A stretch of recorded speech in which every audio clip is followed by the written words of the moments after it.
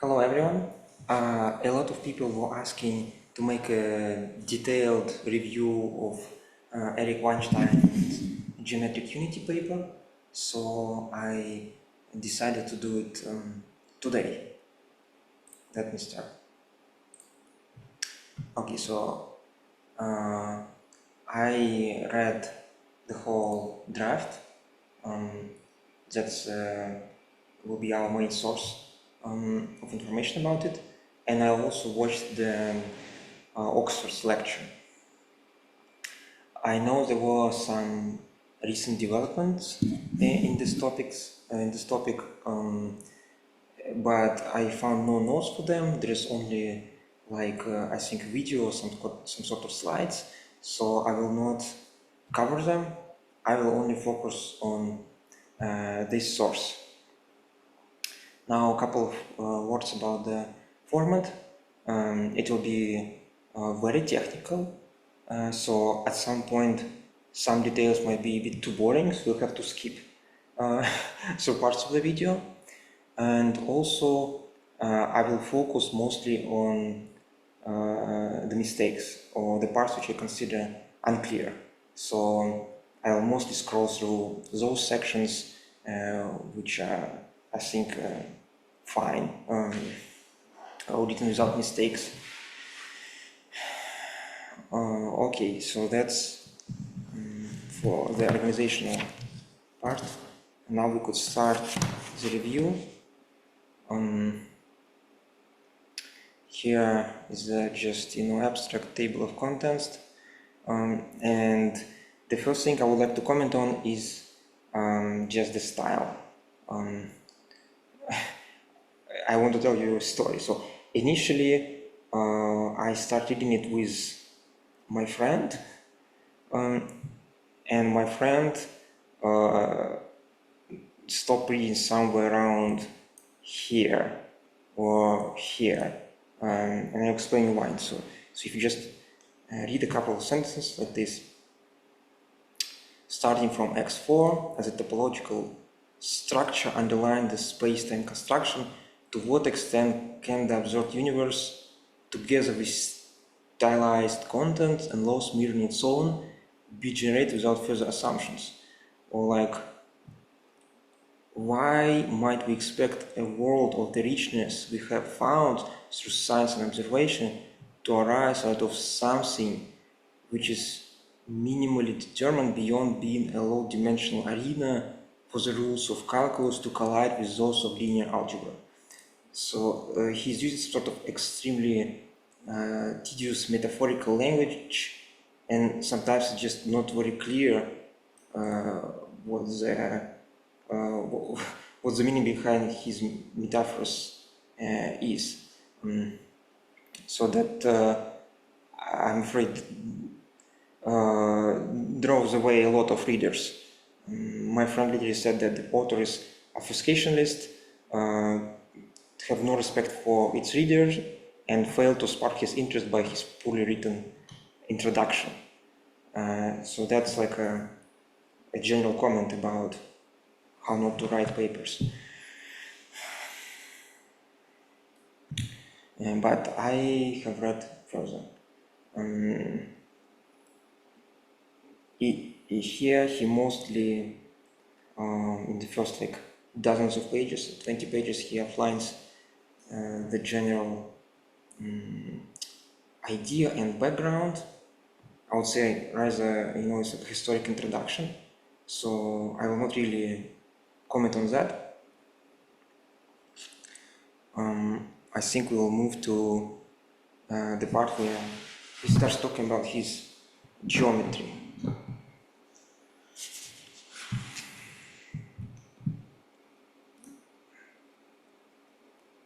Yeah, here, for example, that's where first formals appear.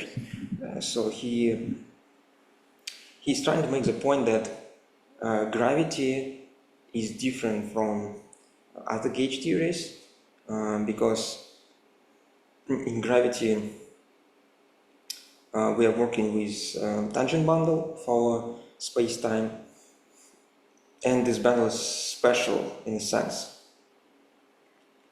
We have this additional operation of projection. And the action of gravity is linear in curvature rather than quadratic, like in all other theories which are of Young-Mills type. And he thinks that the main reason why quantization of gravity in a naive way fails, and the goal of his paper is to reconcile them somehow, rewrite gravity in a way which makes it look more like Young-Mills theory. So that's at least how I get his idea.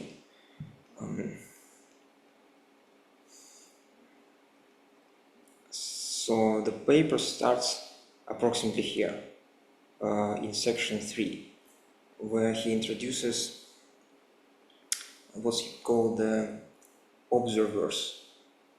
He originally considers like somewhat general setup, but for the whole paper he focuses on what he calls Einsteinian case, where essentially what we're doing is we're considering a bundle of all possible metrics above our four-dimensional spacetime. Right? So we have the spacetime, and the idea is like if we want to have some sort of theory of gravity on it, then we need to think about it as X4 as a topological space. We could not choose a preferred metric on it. So we have to consider the space of all metrics altogether. So that's what he's doing. He's studying this bundle of all metrics, where the fiber of this bundle is a space of all possible metrics you could choose at this point. Honestly, I think this part was kind of way better explained in his Oxford lecture than here, and that's what Timothy Nigel and Theo Polya summarized in their paper A Response to Geometric Unity here. There is one crucial lemma. Here it's called lemma 2,1. Given the connection on U is the same as Y in these notations. Just in lecture, he was calling it U. Given the connection U, regarded as a fiber bundle of X, we can assign a canonical Riemannian metric to U. And that's the proof. So let me, I guess, give you the idea how it works.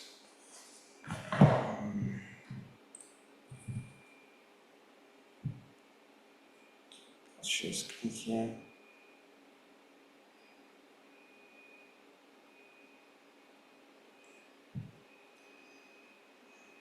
Okay.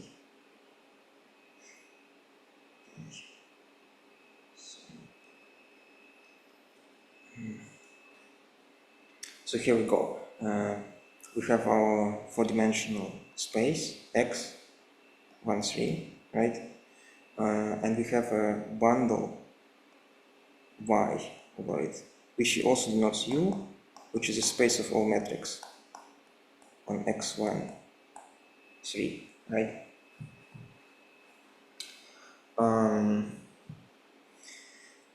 Now, let's draw a picture.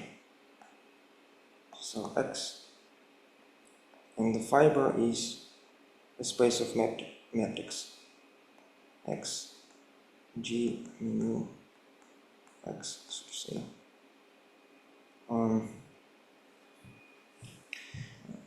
Okay, so what connection on the bundle essentially does, it splits the tangent bundle at any point onto the vertical subspace and horizontal subspace. I don't know how to draw it. Like this. Sorry.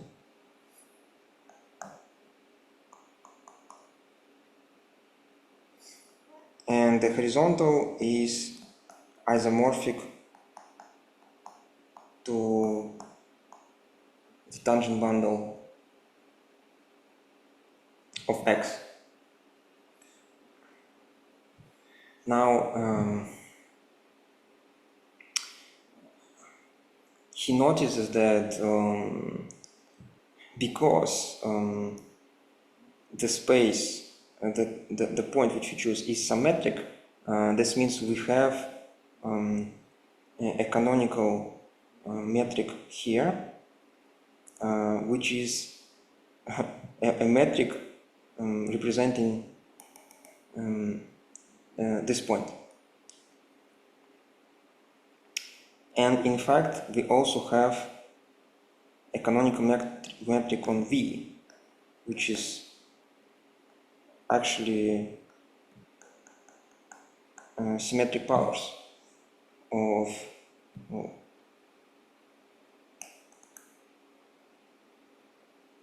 second symmetric powers of T, P, G of X star, right? Because it's a space of deformations of this particular concrete metric, and we could always lift the metric from tangent bundle or cotangent bundle to the symmetric powers. So essentially what happens as soon as we have connection which allows the splitting, we have a metric on V and a metric on G, so we have a metric on the whole tangent space. That's how this lemma is proven.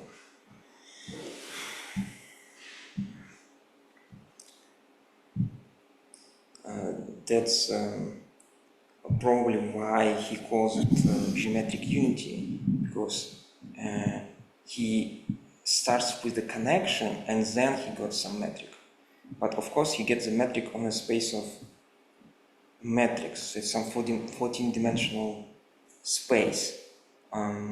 So he will have to think about how to reduce his theory, whatever he did on 14-dimensional space, to our spacetime at some point. Okay, let me go back.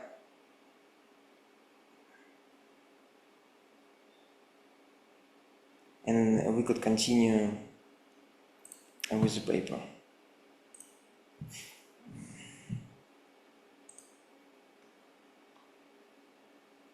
Okay, that's Theo's paper. Here we go.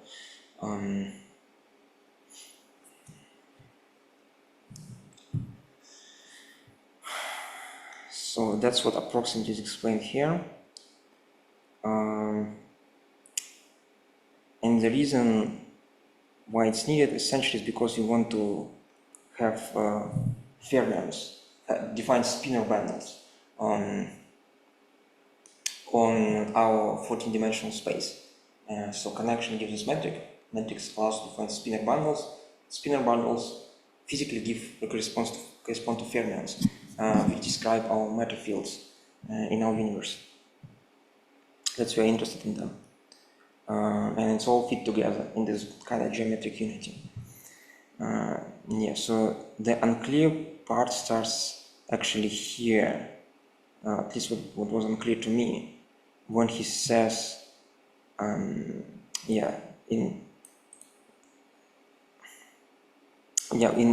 he writes this section, the Zora construction. That's not very clear part. Let me just read it so that you could judge for yourself. According to the fundamental theorem of Riemannian geometry, every Riemannian or semi-Riemannian metric induces a unique metric-compatible, torsion-free Levi-Civita connection and tangent bundle. Yes, correct. As we have two spaces, x, y, this is equally true both above and below in our construction of the observers. Okay. He called the metric on x with this letter I. the corresponding connection he calls Aleph pi. However, what is necessary to split the cyclic long exact sequence of maps between T and T star is in fact a connection on the space Y viewed as a bundle over X. Okay, yes, that's right. That's exactly what this lemma is about, which you just proved. By reversing the usual logic somewhat and linking these two maps, we get a train of transmission where a metric choice below on X leads ultimately to the choice of connection above over Y. How? That's not clear. He doesn't explain. You see, he just goes on. The importance of this is that each observation of Y where a choice of metric I on X actually induces a metric and connection on Y. And define the topological spinors with the metric spinors. Yeah, so we need connection on Y to do this, but I don't understand this part. This arrow was not quite introduced, it wasn't defined. He just stated it. We could only guess what it means. Maybe he assumes it obvious. I think he's have in mind some sort of idea that probably, you know, if you have covariant derivatives of the cotangent bundle, you could have covariant derivatives of the, you know, symmetric power of cotangent bundles. That means like if you take derivative of tensors with one index, you could take derivatives of tensors with two indices, right? No problem. That's probably what he has in mind. But the bundle in question, Y, is not even a vector bundle at all. The fibers actually are not linear spaces because the metric has positive definite condition. I don't know, maybe there is like a cheap way around it, or maybe it's not a problem, but this has to be stated more clearly. And this makes reading whole paper way more difficult. And this assertion is got reiterated several times. I'll show you on page 26, for example. He talks about this too again. Zora diagram. Or on pages, what I written down, 36 also.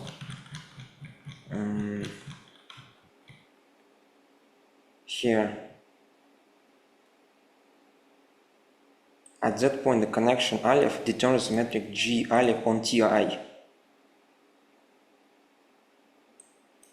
And that's necessary to define what's A0. And A0 is used everywhere in his paper. So that adds up to confusion.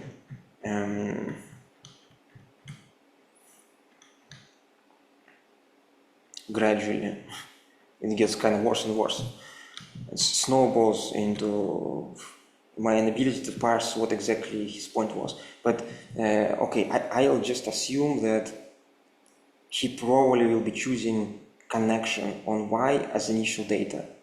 I don't know, maybe he means something else. And I feel like Theopolya has the same problem here. Yeah, in particular, the construction of spinors in GU still requires a choice of a metric or a connection on U, contrary to what Weinstein claims. So that's the first major confusion in the paper, I would say.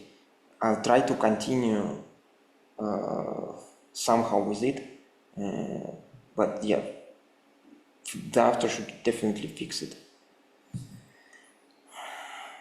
Now we are getting to this question of figuring out the signature of this metric on the space of all metrics. And he claims that he has a choice, the choice of signature, either 3-7 or 4-6. And then he argues that 4-6 somehow fits his needs better, so he kind of disregards 3.7. Yeah, I tried to do the calculation myself. So let me show you what I got.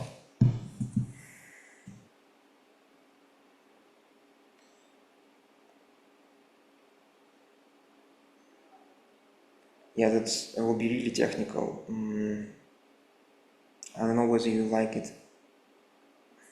That's the part which you might want to skip because it's not that important for the whole presentation. Okay, so let's go.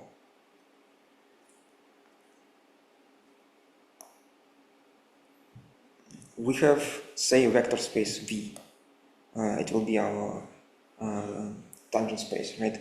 And say we have a metric on it. What does it mean? So we have a map from V, tensor V to R, right? Now we would like to lift this map G to second symmetric power of V. That's what we want to do. That will be the metric on the fiber which we want.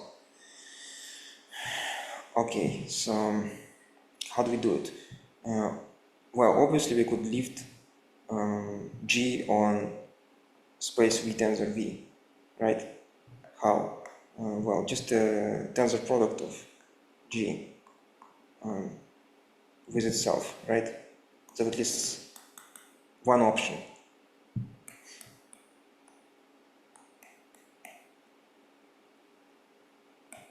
Okay.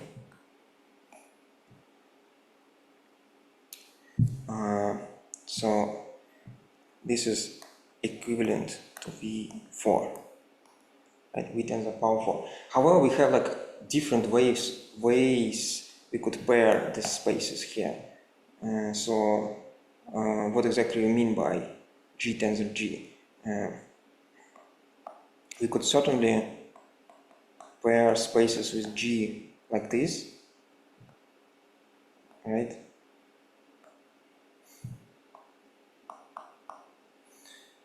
We could swap the factors first, swap the orders here.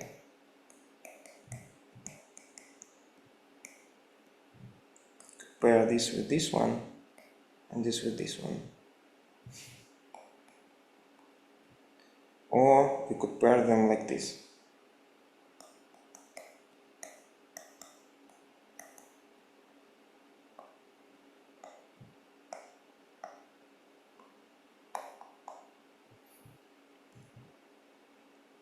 Now, in general, all these options would work, so we could add them with some coefficients. However, because we want this map to be well defined on second symmetric powers of V, so we actually want a map from sim V tensor sim V to R. These coefficients could not be completely arbitrary. There will be non-trivial relations between them. For example, if I choose the first map,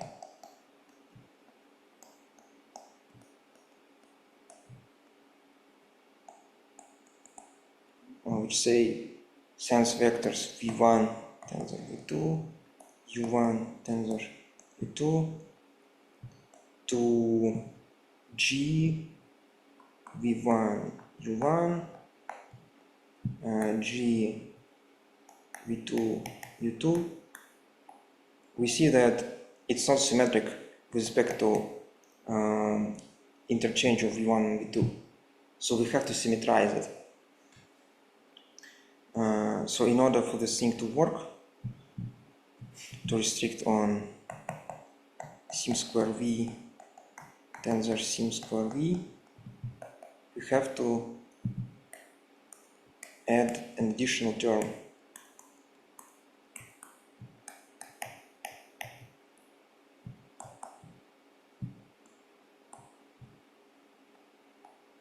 v2 v1 g v1 u2.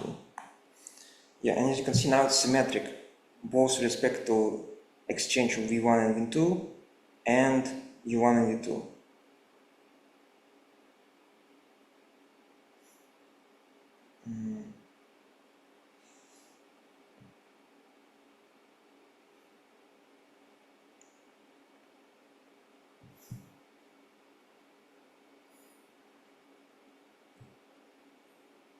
Because yeah, if we exchange V1 with V2, we are getting this term. If we exchange U1 with U2, we are getting this term as well.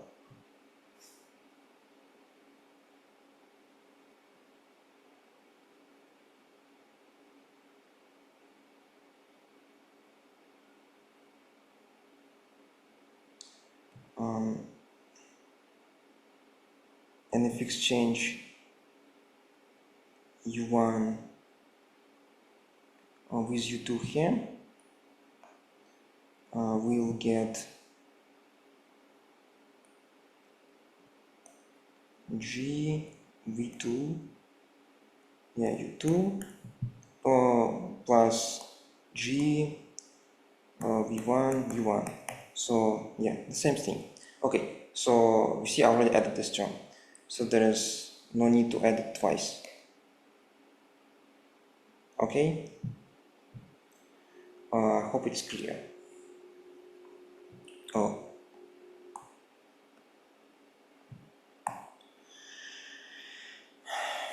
okay, so that's well defined on this space. Now we could also add a third pairing with arbitrary coefficient, basically, right? We could write down the full metric like this: G on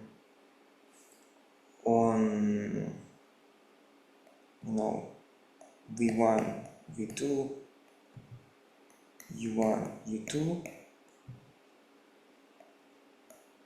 equal this thing with some coefficient A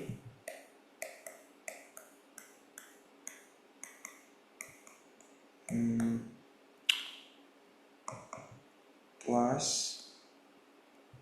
GV2 U1 and GV1 U2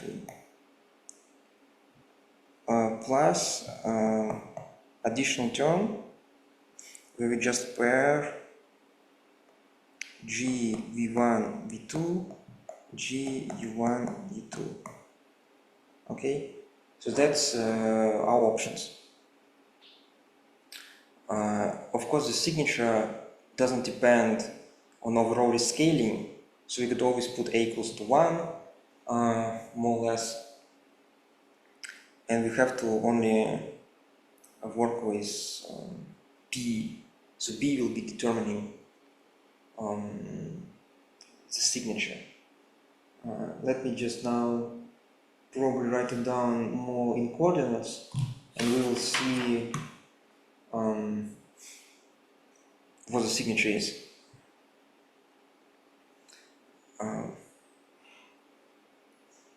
I will be denoting the vector in sim square v as dg because it's the deformation of a metric.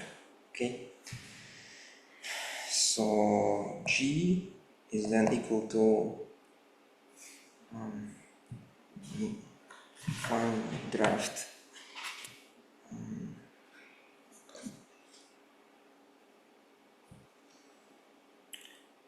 g mu nu g rho sigma plus g mu sigma g rho nu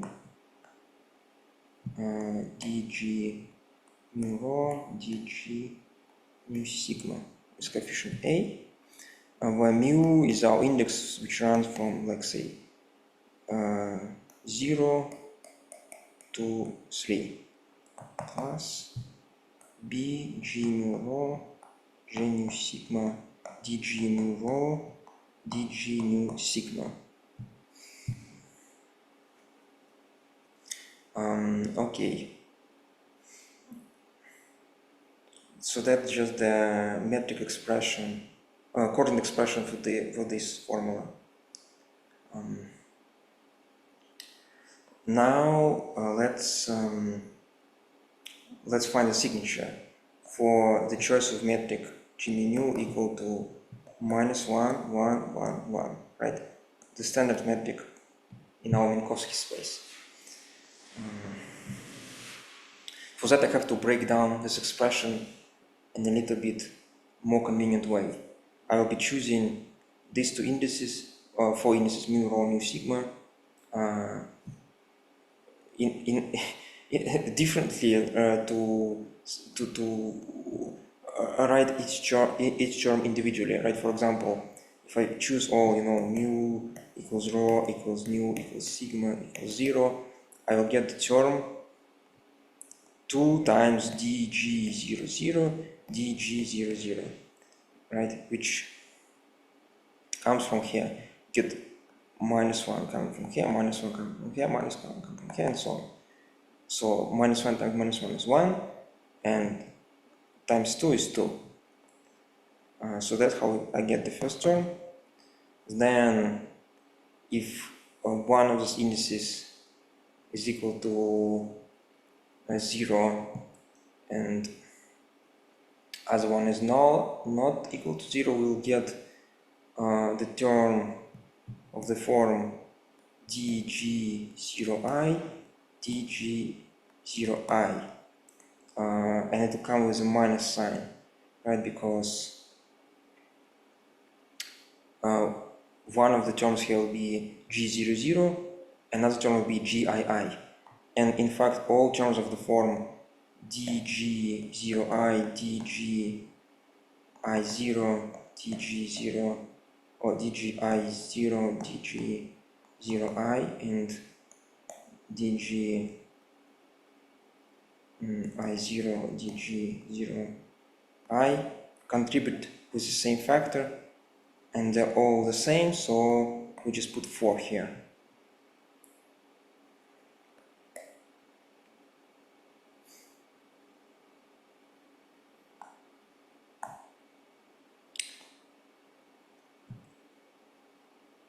Oh, actually, then we'll have with plus sign space part gij, gkl plus gil, gjk, dgik, dggl.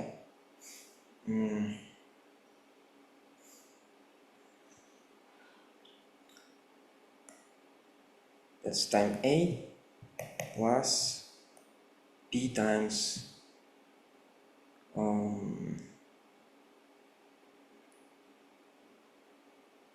what it was.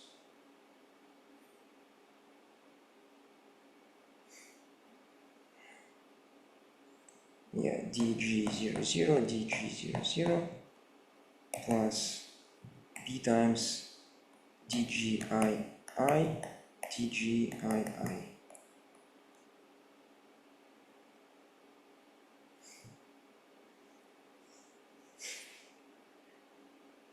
Okay.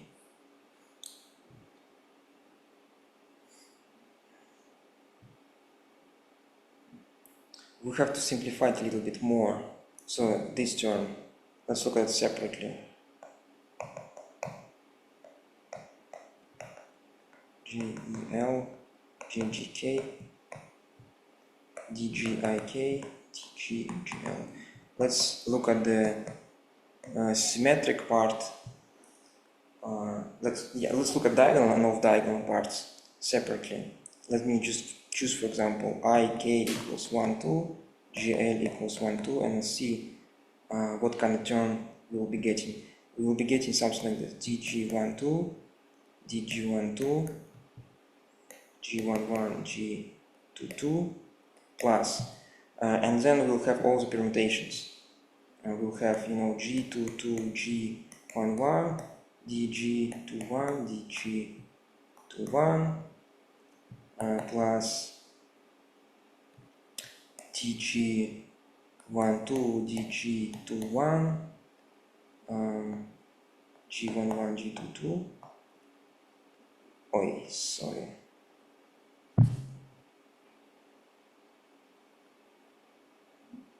Have to go back. Plus dg21 dg12 g11 g22. So in total we just have 4 equivalent terms.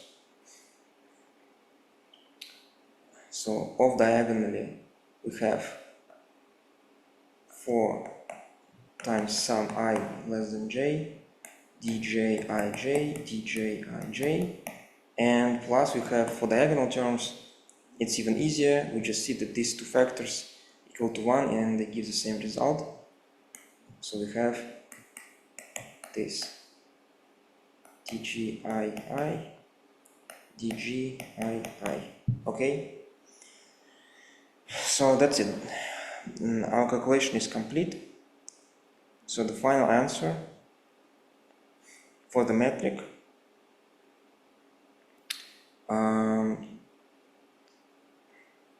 G on sim square V is equal to 2a plus b dg00 dg00 minus 4 sum of I dj0i dj0i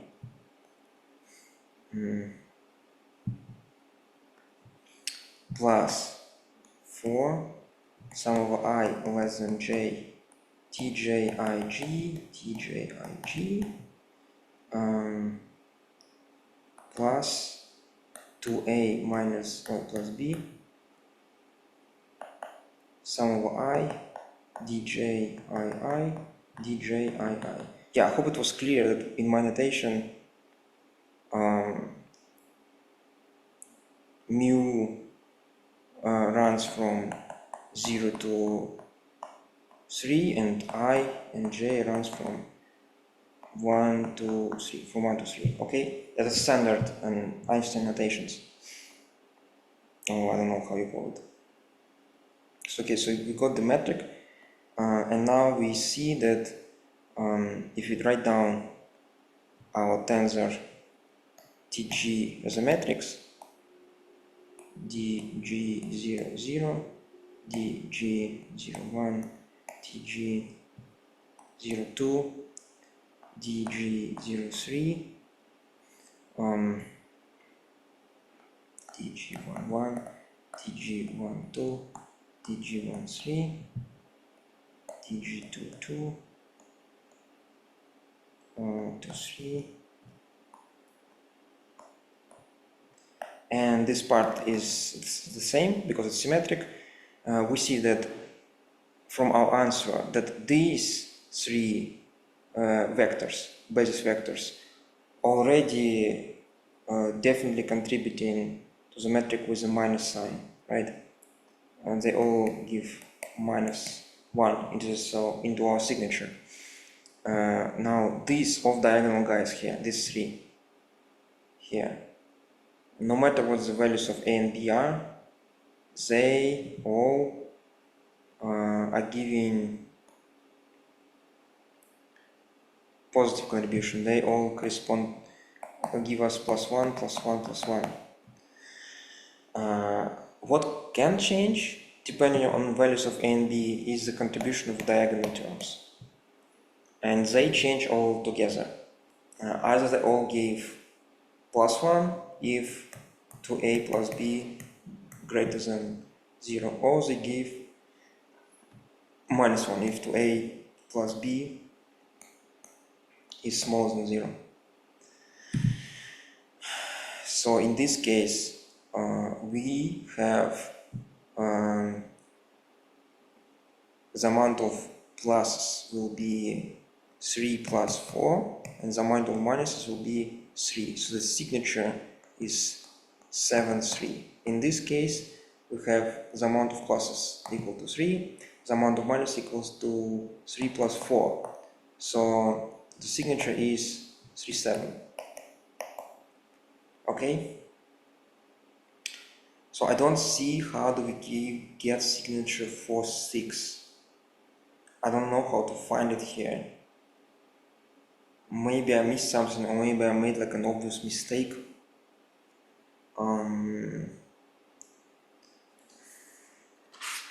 So Eric has to verify that.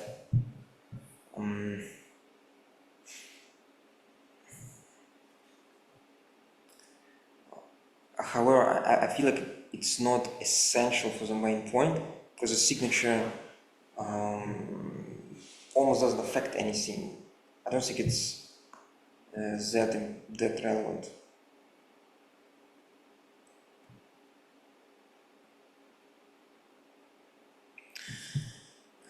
Okay, so we'll just move on. Here,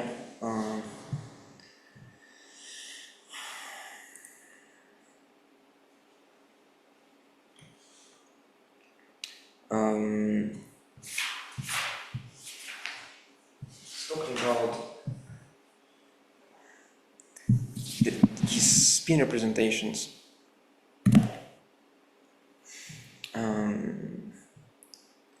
And he embeds, in the end, he embeds his spin group into the group of unitary transformation of his spinodal bundle. I don't know why he called it U6464. I don't know what this means. I just call it, yeah, U128.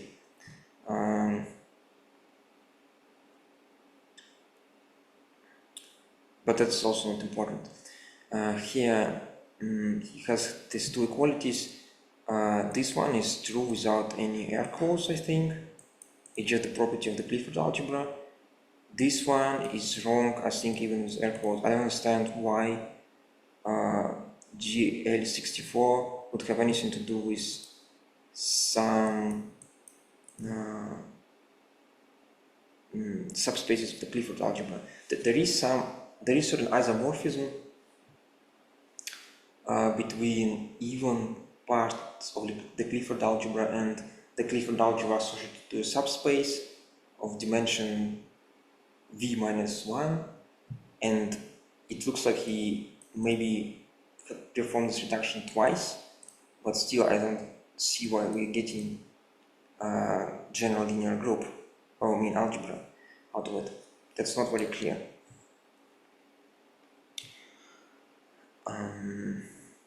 This is just some notations. Unclear notations continue and so on. Here he's, that's a step which is important for the definition of Shiab operators. He needs to change, extend his gauge group, future gauge group from the spin 14 to the whole unitary group in order for dimensions to match. Timothy noticed it as well somewhere here. Okay, no. Where is the step? Yeah, I guess so. That's the notations which we'll be using, so please remember them.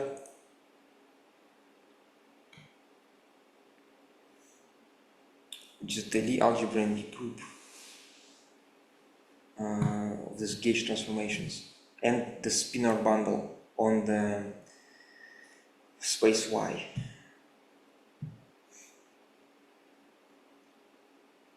Yeah, that's what I'm talking about. Here he's explaining how he's gonna be choosing section of this bundle to get the actual metric on X. So by definition, the section of this bundle Y is a metric on X. And that's what he called measurement, I guess. And again, he was trying to explain how, it helps him to get the metric on Y, but that wasn't explained very clearly.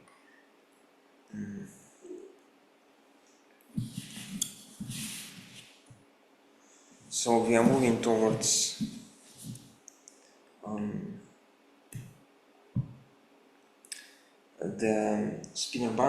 its breakdown.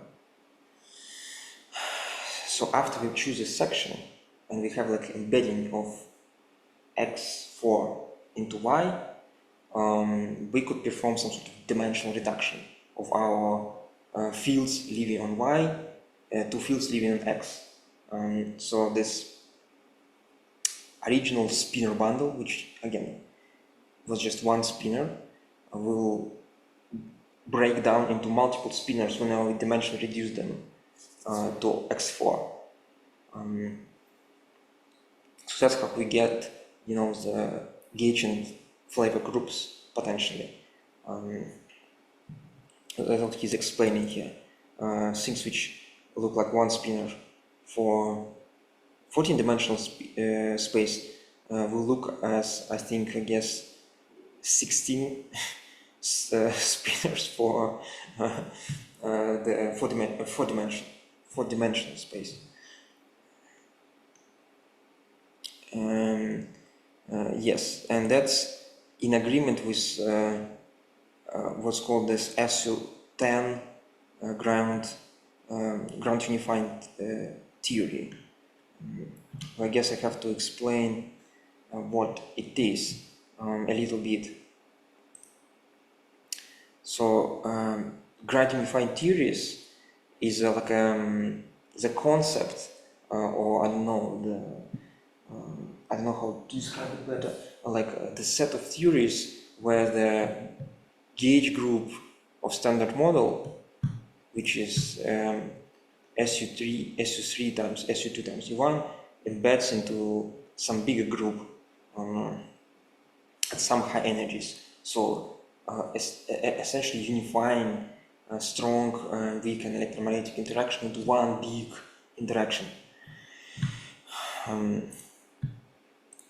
And that's what Eric's theory is reduced to.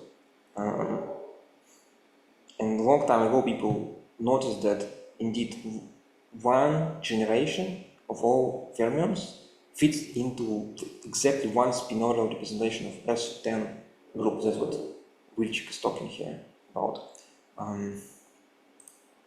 So the biggest of all the ground unifying theories is this SO10 theory. And it has some problems, of course. First of all, whenever you add all this, whenever you extend your group, this automatically means you create new gauge fields. You add your new gauge fields to your Lagrangian, corresponding to all these new group elements. So it means you make predictions for more gauge bosons, and this also means you make predictions for a new type of decays in your theory. In particular, that also predicts proton decay, which is like highly constrained. And not to mention, most of these particles which the theory predicts were never observed. We're always pushing the boundaries further, and the likelihood of this theory is to be true is constantly reduced. But again, of course, they're designed in such a way that almost never could be rolled out. There's just a set of space of parameters which is getting smaller and smaller and smaller, but it's still infinite. That's why these theories kind of fall out of favor, but they're not completely disproven. And I guess Eric is trying to reignite people's interest in them. However, he's upset with proton decay, and he's trying to argue somehow that his SO10 gauge group will be reduced to some sort of Petit-Salam model, which is, as you can see, small ground unifying theory, which has like milder proton decay, and this SU3 times SU2 U times U1 gauge group embeds into this one. Yeah, you could read about it, I guess, here. However, he doesn't really justify it anyhow. His theory doesn't really provide new prescription of how this breakdown should occur and why and at which scale. I don't think he added anything new to the discussion here. So if you remember during the Sean Carroll versus Eric Weinstein debate, he was like challenging Sean, like, could you explain why SU3 times U, SU2 times U1, why exactly? So, and that created an impression that he like knows the answer, or like his theory gives the answer.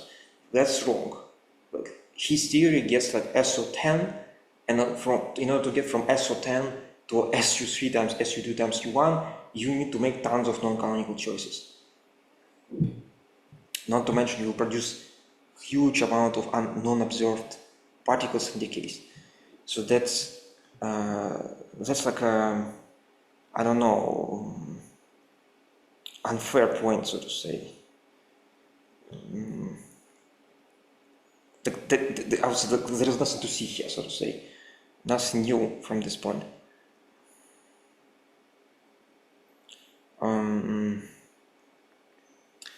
Okay, so then he goes on to talk about the fermionic field content. Okay, that's we'll talk. That requires more discussion. Okay, he will consider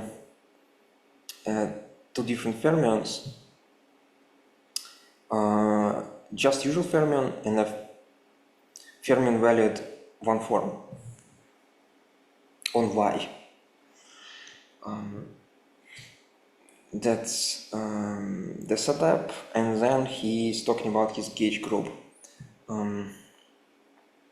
That his gauge group is this will be this semi-direct product in homogeneous gauge group of group H, which he introduced before, as you remember, as a group of all unitary transformations of his spinorial bundle, semi-direct product with N, where N is the is just differential forms. It's basically connections.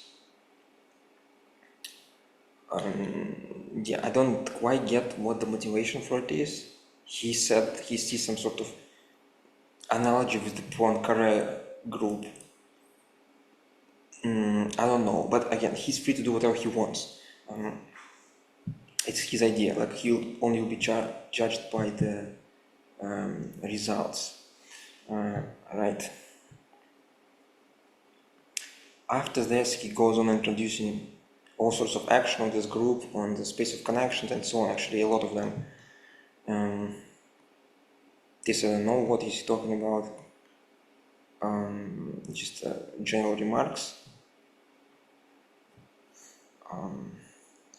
Here, I don't know, he's trying to make a claim that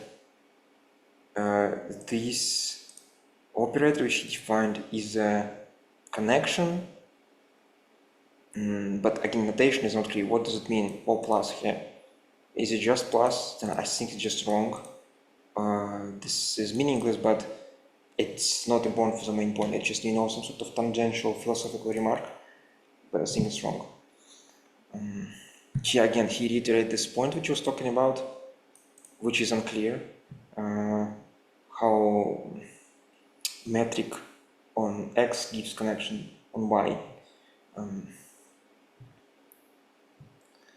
Yeah, and he introduces notion of A0, which is this fixed Levi-Civita connection on Y, which he obtained from the metric. But again, that's strange. I better make A0 like a starting point. Okay, there are some more theorems about some action, this tilted gauge group, which I don't quite know what it is. It's clear what it is, he defined it, but it's not clear for the purpose of it. And he proves some technical lemmas. I think it's all correct. Checked all the calculations. Yeah, there were only a couple of typos here. For example, let me try to find it for you. Here, this plus sign should be equal. It's not plus. And also here, You see the minuses here, and there should be pluses. But the final result is correct. It's like it's literally only a typo. So everything is fine here.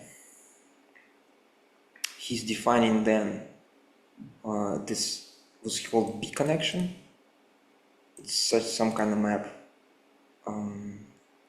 I don't quite know why he needs it. He mentioned it's HT0 equivariant. I guess it's nice. Also, everything's correct here. And here he's making some weird claim. Yeah, that's where we have another confusion. So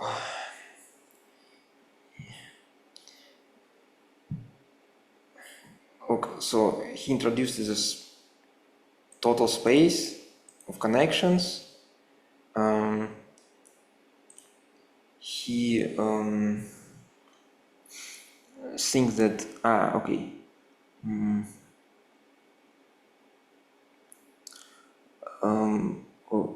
He looks at it as a bundle of a B, where B was introduced before. It's actually equal to N. Here is this bundle.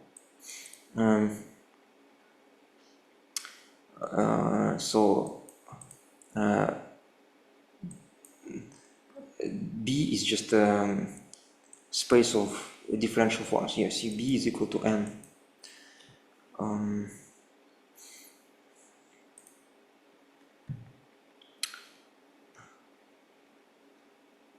And then he says that B connection can be seen as determining two natural sections, sigma 1, sigma 2, depicted below as. The values of these two sections will be known as A and B connections, respectively. But that's unclear, because if B is just a set of differential forms, then it's not clear why A and B only determine what's epsilon is. It seems like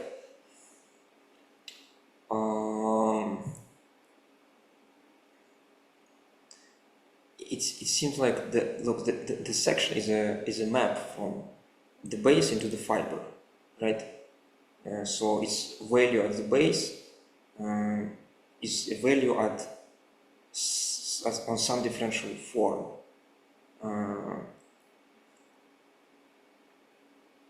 In that sense, it's not very clear what this epsilon and omega are. That's I don't understand. We don't have them. Like, my point is, like, let's say we have some differential form inside N, which is B, and I need to build a connection out of it. How do I do it? Like, there might be a way, right?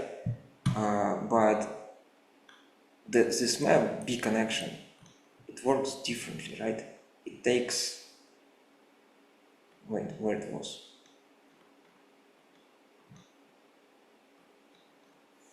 Oh, no, too far.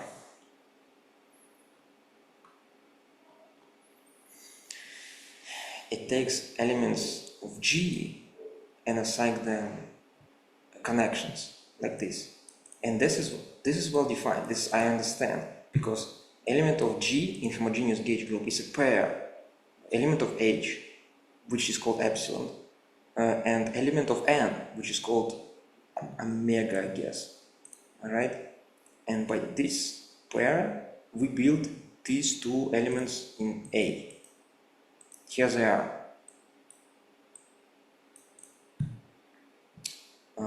So the domain should not be B here. It should be G, maybe. Otherwise, I don't understand what he is trying to write here. It seems like he means that this epsilon is somehow uniquely defined by one element omega in N, but he doesn't explain how. So this is weird, or again, kind of meaningless. But we have to move on. I don't know. We keep reading and see whether it will lead to some problems down the way. Okay, so augmented or displaced torsion. He has just defined torsion. I see no problems here. The problems start here. Also the same thing.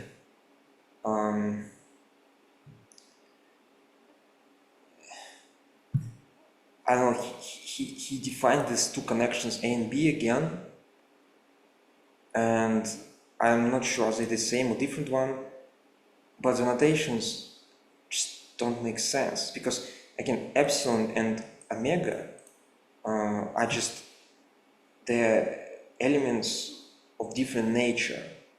The pair epsilon omega is an element inside this inhomogeneous gauge group. Epsilon is the matrix operator, and omega is a differential form. And I don't understand what does it mean for D0 to act on them separately like this. What does it mean for D0 to act on the group element? What does it mean for delta 0 to act on this differential form? Like how, like what does it even mean? This A and B are they're elements of a different space, but then he takes a difference of them.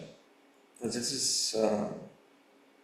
is very confusing. I would say it just looks kind of wrong. It's like just meaningless.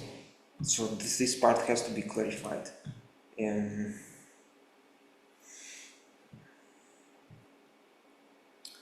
Okay, so that's, you know, with all the struggles and some mistakes, we are finally getting to Shiab operators. That's when, you know, most people have all the complaints. Okay, so that's the formula.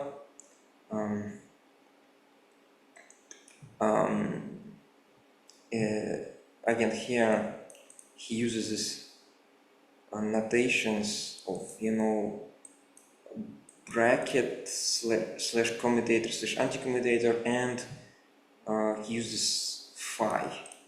So what's unclear here? So first of all, the indices n and m were never introduced. I guess, yeah, because star is a Hodge star, so Hodge star square is almost proportional to 1, so I assume m and n I just, you know, I'll just like 0, 1. That's just the options, and he just forgot to mention it. Now the most difficult part is, of course, this phi r. The phi r, yes, he said, yeah, by incorporating the gauge group into the contraction operator, the gauge group rotates only the bundle where it portion of the collection, contracting forms in which these special invariant differential forms are valued in such a way that it exactly compensates for the symmetry of a treatment in the form being contracted. Look, I don't know, it's hard to understand.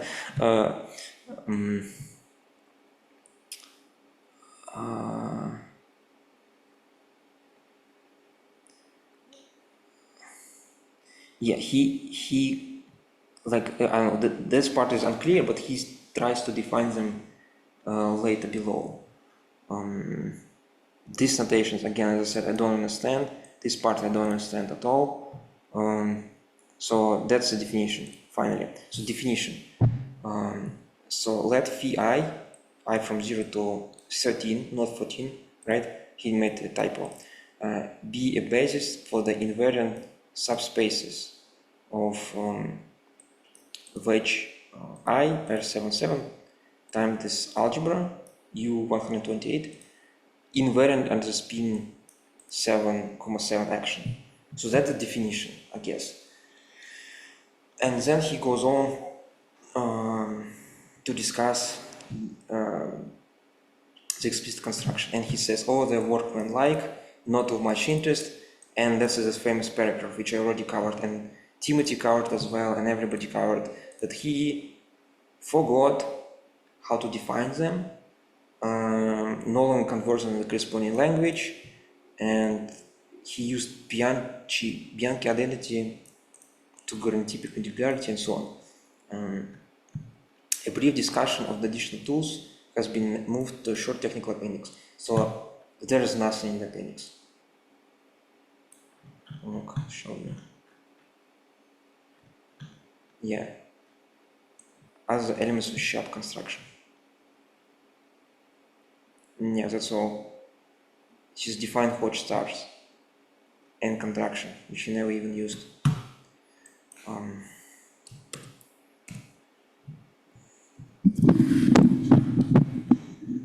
So we have to think for ourselves what the things are. Like honestly, well,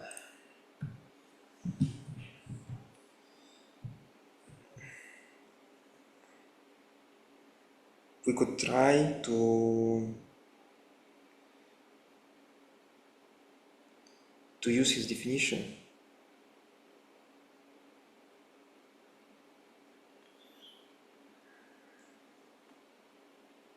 To build the Shiab operators. So he said, so essentially, phi I is a basis, right? Is a basis in invariant subspace. Wait, sorry.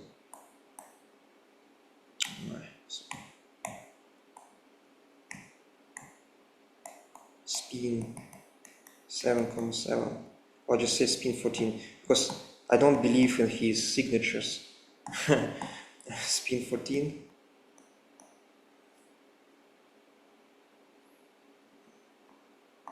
Invariant subspace inside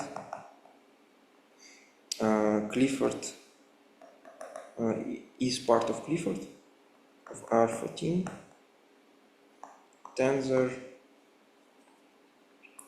U128.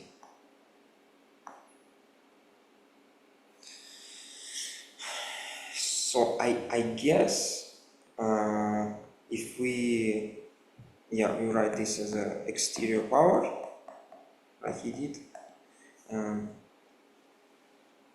I guess we could imagine how they look like. For example, obviously the phi 0 is just 1 in the Clifford algebra tensor I times identity here, right? That's how it looks like. It's obviously invariant. I guess phi1 will look as follows. If I choose a basis in R14, so E nu, and I'll choose my Clifford algebra representation, which gives me spin 7, and which then acts on on the spinorial bundle, and therefore acts by a joint action on the its Lie algebra of its endomorphisms. I call it rho Dirac, like Eric calls it. It gives me some gamma metrics. Phi1 will look approximately like this, right? It's sum of a mu, E mu, tensor, gamma mu, right? That's probably what he means, like in coordinates. And I guess phi2 is some sort of element like this, mu, sum of a mu less than nu, epsilon, E mu, tensor, commutator.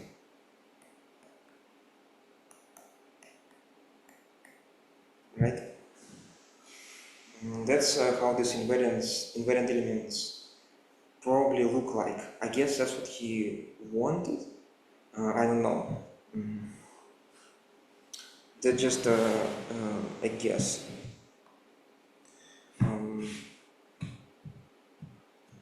I know for sure. So I actually decided to ask AI. I thought, maybe it's good enough already to help. Look, I'll show you what happened. So yeah, this is Grok for AI, and I was chatting with him about the Clifford algebras for a while just to get him in the right mood. So I was asking like basic questions, like, oh, do you know like this theorem and so on, and he was very good actually. He knows everything. He proves theorems. It's easy for him. He looks like gives me all the interesting facts, special examples, and then at some point I decided if he's so good, how about he just construct the Shiab Shiab operators? Yeah, I tried to explain him what I want, and he was confused a little bit at first, but then I clarified to him the confusion he had, and then he got the answer, and actually I think he got the same answer as I got, and even more. He found the part which I missed. So you see, I thought there was only one operator like this in degree 1, but actually there's two, because there is also, you see, the chirality operator. So it's in my formula I could have multiplied gamma mu by gamma 15 in our case, which should be also invariant. So there's two of them, and same for degree 2. Yeah, I think he gives he gives me the same answer. That's the answer which I wrote, and that's additional with chirality operator. So I guess that's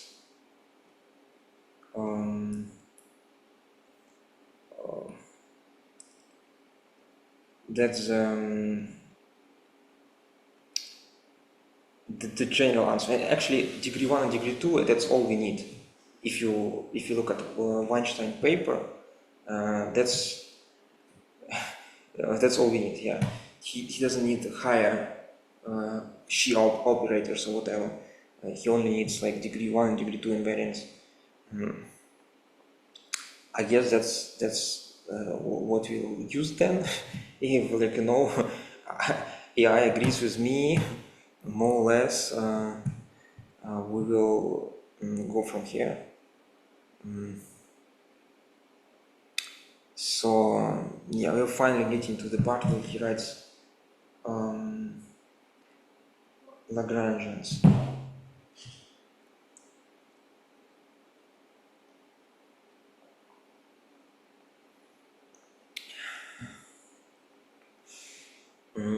So here is the first Shiab operator.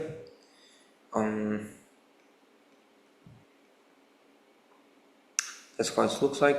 It maps forms of degree 2 to degree d minus 1, so it's 13. And he writes Lagrangian using it. Unfortunately, the notations in the Lagrangian are very unclear, because again, I don't know what this pairing even means.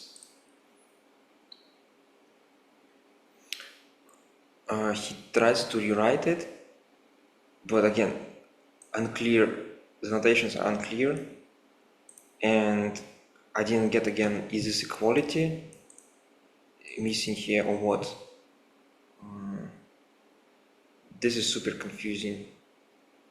And he uses this B omega and A omega connections, which I actually specifically said I'm confused about. Not to mention I'm confused about how metric gives us, how metric on X gives us metric on Y. So I guess instead I'll just, I'll ignore the Lagrangian and look at the equations of motion, because that's what's important for us, right? That's the equation of motion. Here it goes. And his claim is this equation is somehow equivalent or should replace Einstein field equations for gravity. So look, I don't think it's true. Let me just try to write it down. Let me just try to write Shiab operator explicitly, and you will decide for yourself. Just let's start with this notation. We'll write it down using the basis, and then see what this curvature is. Fa omega. Actually, by the way, why it's Fa omega here, but it was B omega here? Is it supposed to be like this?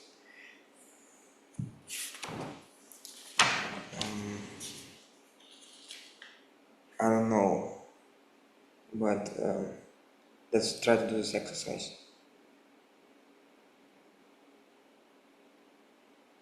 Okay.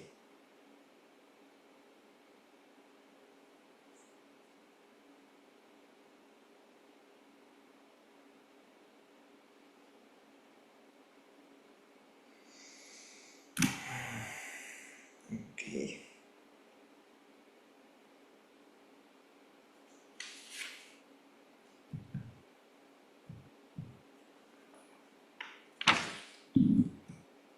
So the Shiab operator epsilon from omega 2 y to omega 13 y, right? How it works on epsilon xi gives us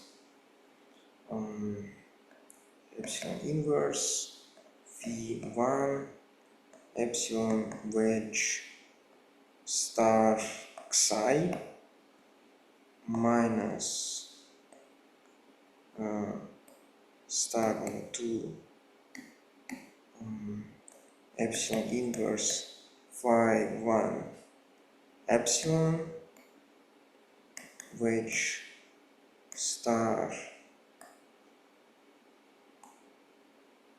epsilon inverse phi 2 epsilon wedge star xi. Okay, now we need to choose the Shiab as the phi elements. Again, as Grok pointed out, there is 2 for each of them, at least 2. More specific, there's linear subspace of dimension 2. Probably Eric also forgot about the chirality. So I assume he's not using gamma 15 operator in them. So then they're unique.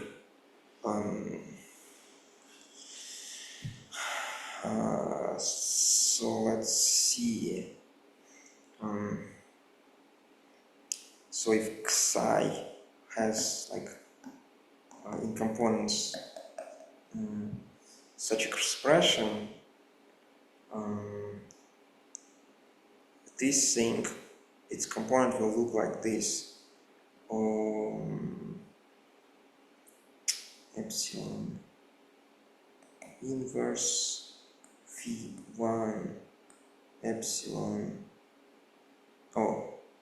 Let's just substitute it already.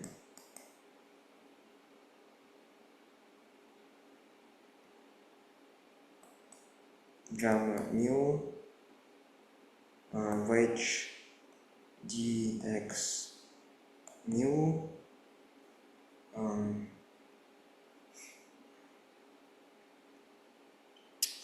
star xi, it's like, I don't know, epsilon. Oh wait, xi is a 2 form, I forgot. So it's mu0, mu1, mu13 times square root of metric 4-dimensional space. Psi mu0 mu1 times dx mu2 dx mu13, something like this. So it's a pretty ugly expression, and yeah, this thing, it acts on psi as a commutator, I guess, right? That's what he's trying to explain to us. This should be like commutator of this thing acting on xi.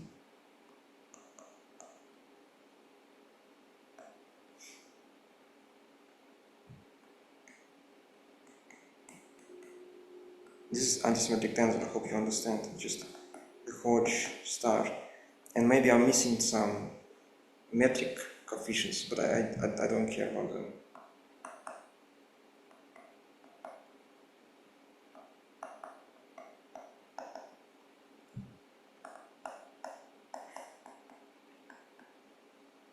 Okay, so indeed we got something like 13, of degree 13, yeah, in differential form. That's the first term.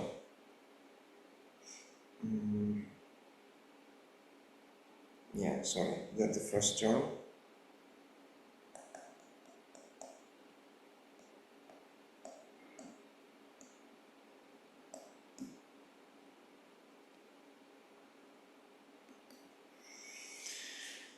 Now the second term is a bit more difficult because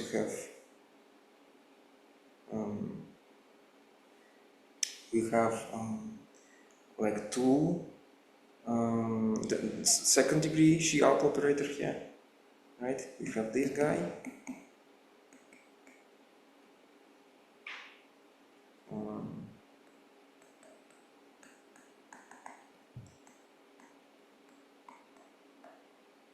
I'll write only proportionality, right?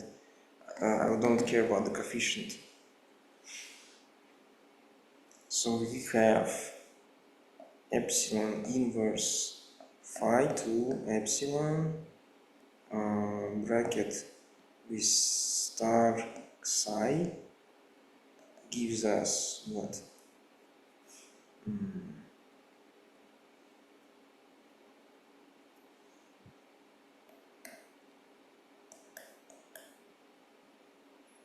Okay, so epsilon gamma mu epsilon commutator with psi mu0 mu1, right?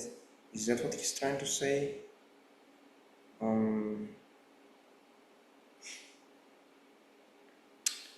Times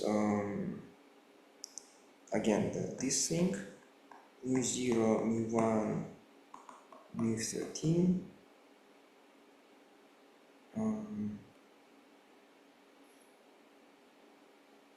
and we got dx mu times dx mu2 dx mu13, and again probably square root of metric should be somewhere here. Okay, but that's highest degree form, right? That's degree 14.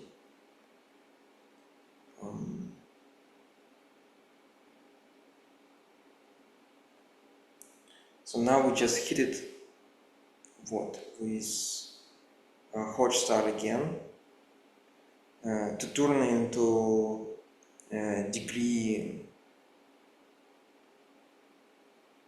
0 form.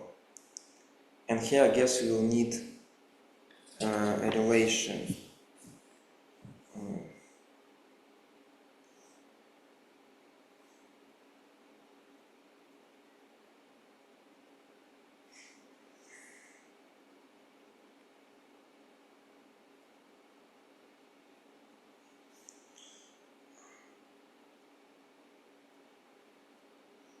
you know, I need to apply star twice, so I'll need some sort of relation like this, so that epsilon mu0 mu1 mu13 times epsilon mu rho mu2 mu13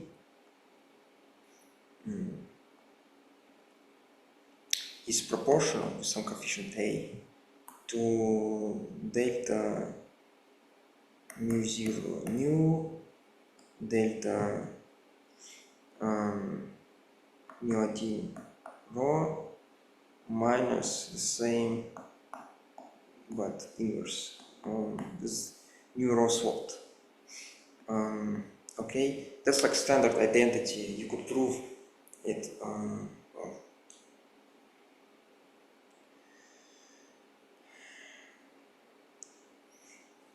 by uniqueness theorems.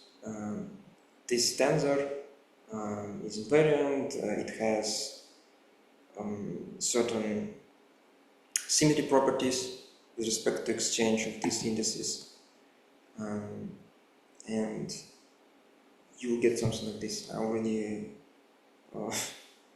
I used something like this so many times I don't even want to check it again and prove it again. It's probably correct.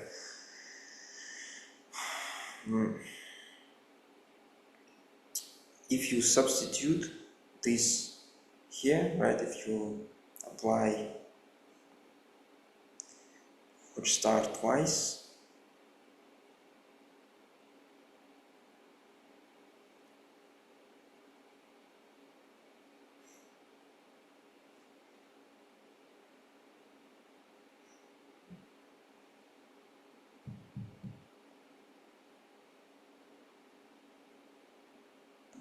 epsilon inverse phi 2 epsilon star,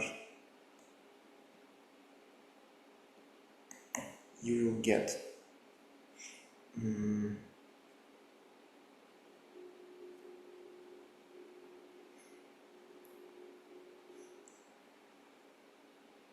basically, yeah, look what happens. The indices, I used mu rho and I used mu nu here. Okay, I guess never mind.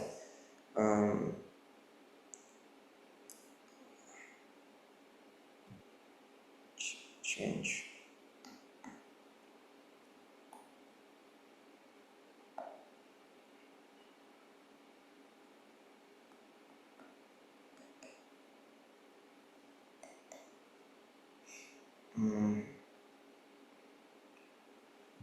This indices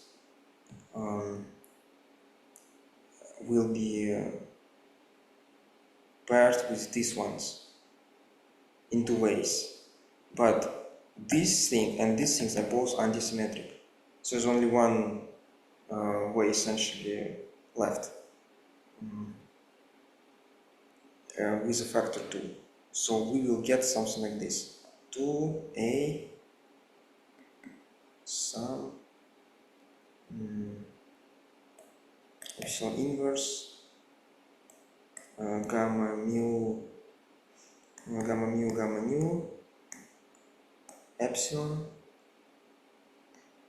commutator with xi mu. Okay.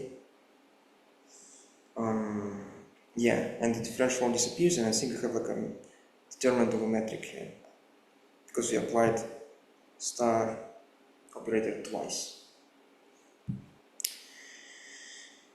So after that, we need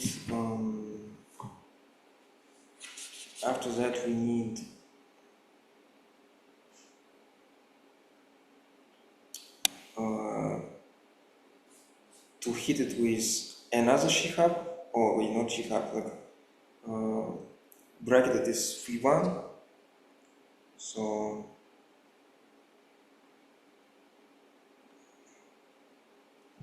we are hitting it with the expression phi1 epsilon wedge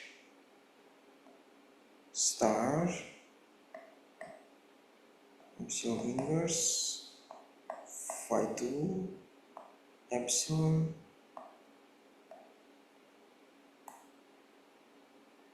star psi equals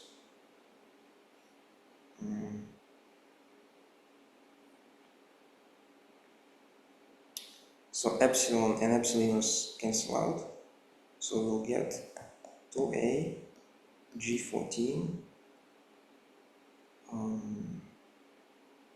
sum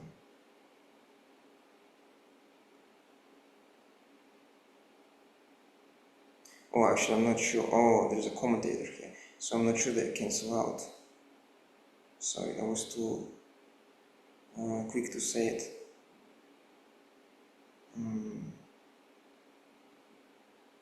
Epsilon inverse phi 1, or let me just substitute phi 1 like it should be, gamma, say gamma rho epsilon commutator with this guy epsilon inverse gamma mu epsilon commutator ends sorry,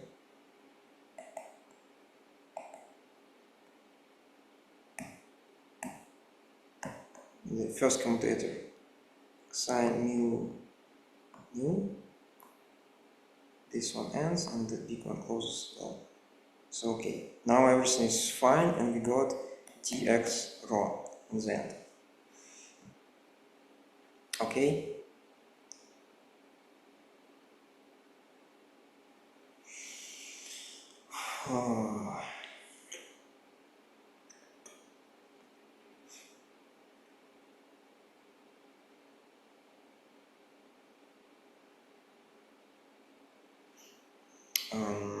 Okay, after that we finally apply star operator once again, and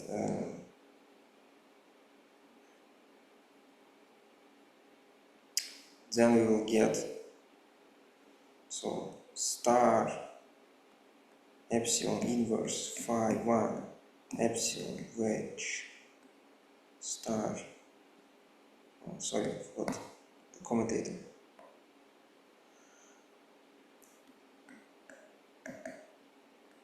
phi 2 epsilon star psi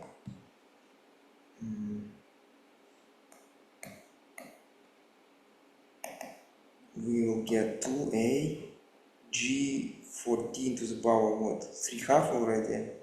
Is it just stars, or maybe you just need star inverse at some point? And sum 1 gamma rho epsilon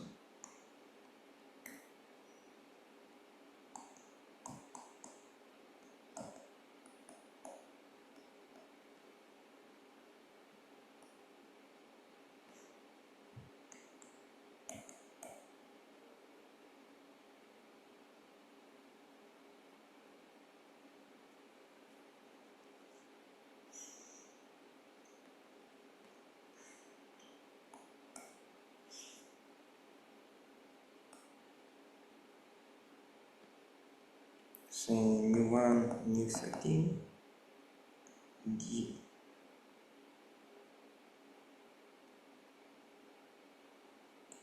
x mu1 dx mu13. Okay, so that's it. That's finally the answer. That's how to look like explicitly. And now we need to add these two terms with minus signs. And finally we'll obtain, you know, the image of this. So that's the expression. Now what we need for the equation,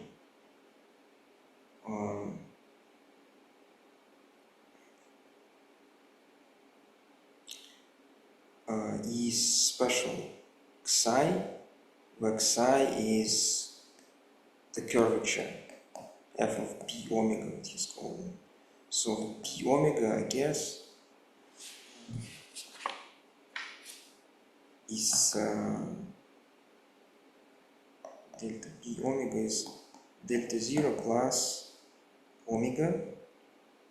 So if I understand correctly, f p omega, if you calculate it yourself, you'll get something like this: fa0 plus delta nabla 0 omega plus omega h omega. So the omega is some differential form on 14-dimensional space. And now you're substituting this thing into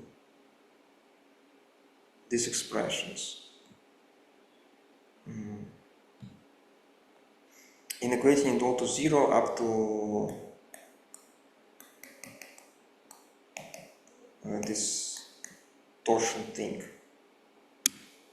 I guess you need to take a star of a torsion. And the torsion is just also, it's like omega minus epsilon inverse dA0 epsilon, something like this. So it's something defined in 14-dimensional space. And he claims that this part is supposed to be like r mu nu minus 1/2 r g mu nu, and this part is supposed to be like lambda g mu nu. But g mu nu is a four-dimensional metric. So that's quite different, because here we don't have metric at all. We have some variables on the 14-dimensional space which look like elements in this group, in this case, this epsilon, or elements in this space Y.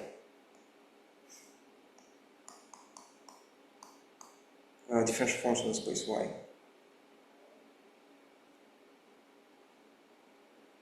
Obviously, they could not reproduce Einstein equations on those because they're just in a different space. You have to reduce them somehow. And you need to find something which will look like curvature there, the remaining curvature. And I don't see it here at all. Why would if I substitute this thing somewhere in this equation, with all the spinors, I mean the gamma matrices, I will get Einstein equation.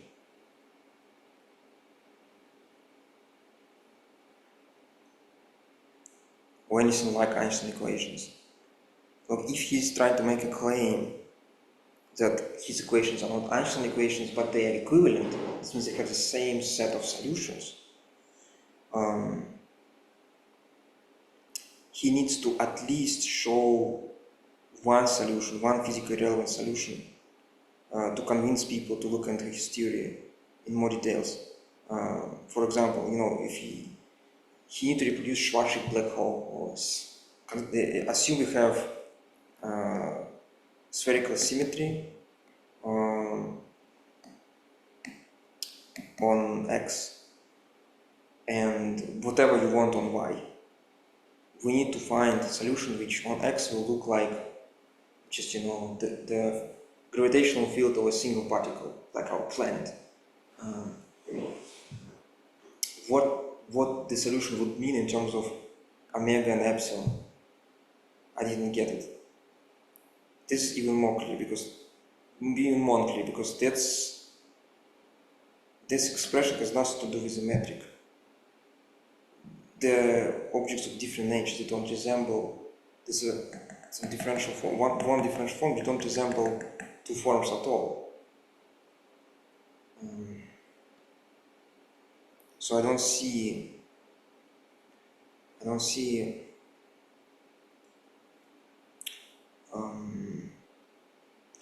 anything close to Einstein equations so far.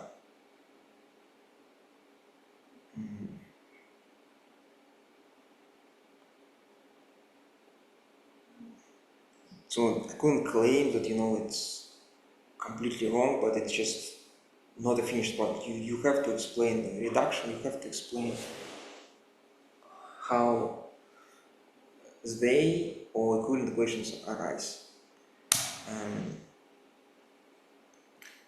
Okay, so let's move on.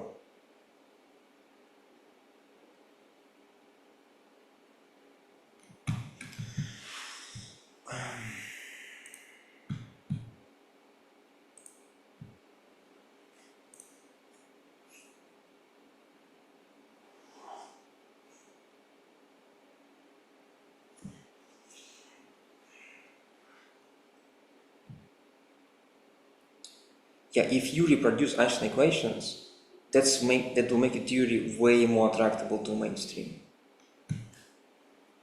That's like bare minimum, and that's exactly what he should. I mean, he doesn't have a quantum theory, but even on a classical level, he basically has nothing to offer.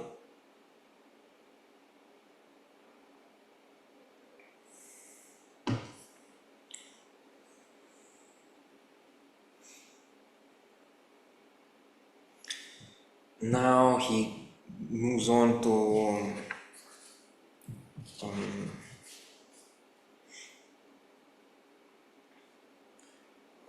Young-Mills type equations.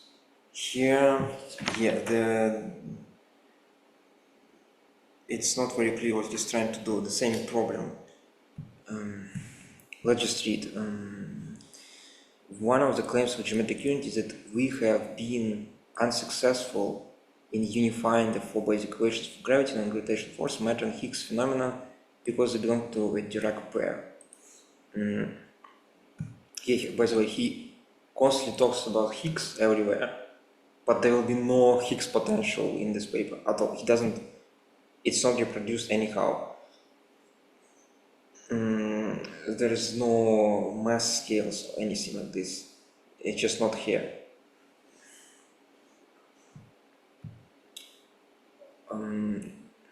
That is, we believe that the Einstein and Dirac equations belong to a unifying equation, which is, in a sense of Dirac, something of a square root of a different equation, or Lagrangian, related to Young-Mills Maxwell equations and the Higgs version of the Klein-Gordon equations. Thus, we should seek to unify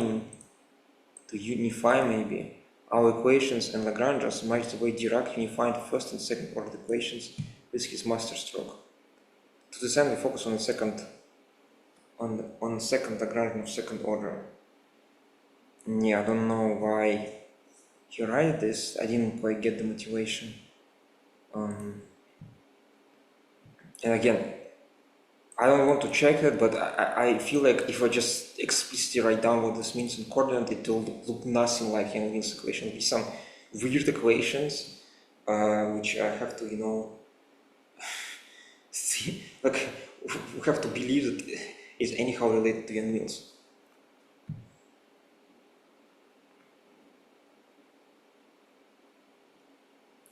Now he gets to fermionic sector, where, as I said in the beginning, remember, he introduces two types of fermions. The fermions in degree 0 differential forms and the fermions in degree 1 differential forms. He calls them nu and zeta. And what he, I guess, tries to write down Lagrangian in them, but this notation is completely unclear. Like, if it's Lagrangian, they have to be like an integral or something, or trace, or pairing. This notation is unclear. What's the role of epsilon inverse? What does it mean? It's our Dirac representation of this element of gauge group. Okay, and does it act on something? What it acts on here and here? It's not clear, and the notations here are a bit weird. Just look at the degree of forms. Like, let's try. This is degree 1. We multiply it by this. We are getting degree 2. Shiab operator makes it degree 13. Star makes it degree 1. And then we will multiply it by degree 1 again, or we need to, do we need to what, pair them? I guess we need to pair them or something like this. Here for new, we will get what? Degree 0 times degree 1, and this, yeah, will get multiplied by degree 1. Okay.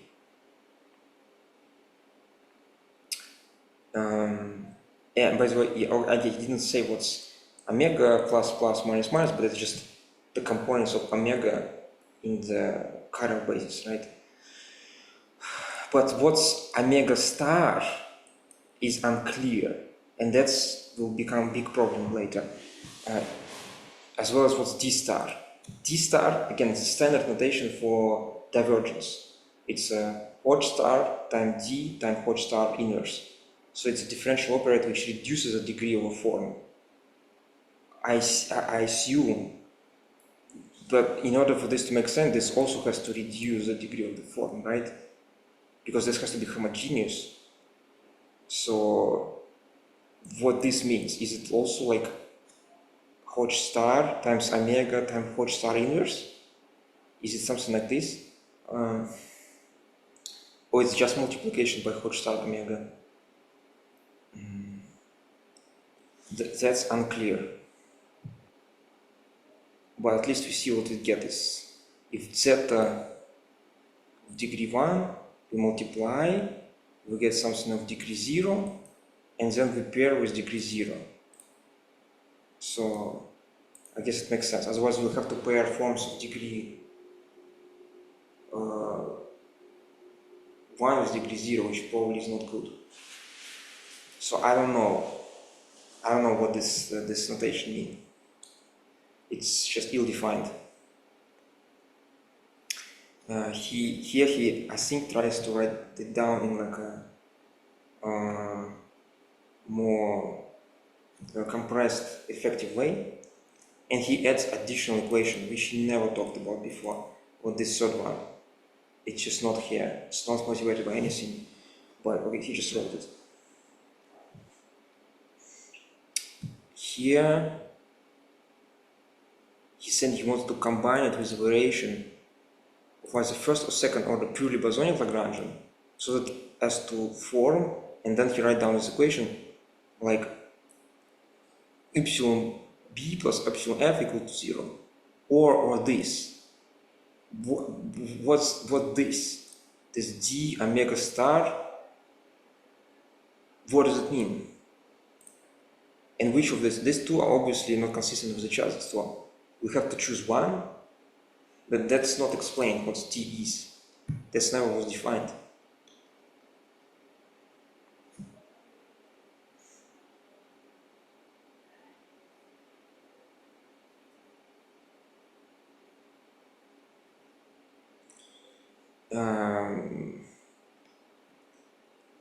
And now, after that, he's trying to take a square root of his equation.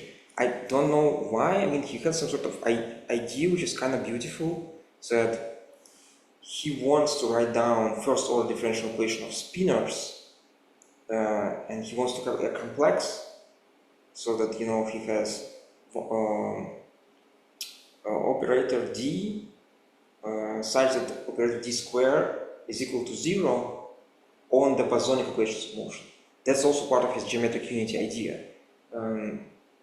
that, you know, consistency conditional on our fermionic complex will be our Einstein or Einstein-Maxwell type of equations.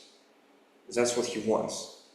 That's what he tries to take a square root of them and make the square root x naturally on the spinor bundle in question.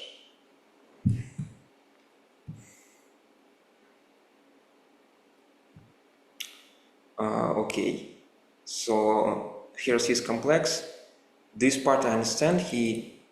The degree 0 part is basically infinitesimal symmetries acting on our fields, and this will be our equations of motion, I guess. So yeah, here we figure out delta 1, which corresponds to infinitesimal symmetries. That's more or less clear. This part is not clear. he said he linearized the equations of motion.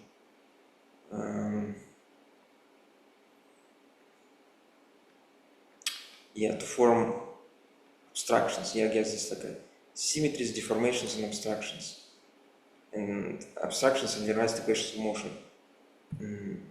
I don't know because it's correct, because on his picture he doesn't have, if you look carefully, he doesn't have F. He has dAs, but he doesn't have curvature. So he clearly should be wanting to take a square root of curvature, like he's doing here. Like square root of FA is approximately dA. So I don't understand why he's still standing here.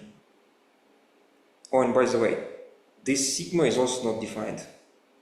But I just guessed that it's probably this equation. Okay, now we'll get into his diagram. Guess I have to redraw it.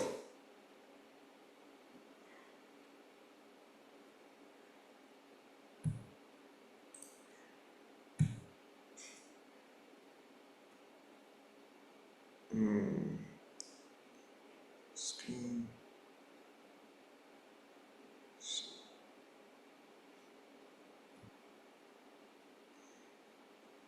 That's his complex. Okay.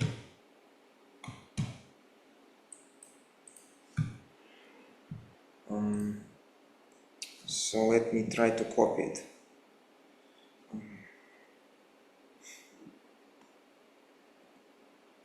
Omega 0 add. That's how symmetries. Yeah, how they act. Okay. By the way, this notation is wrong. You shouldn't write it like this, because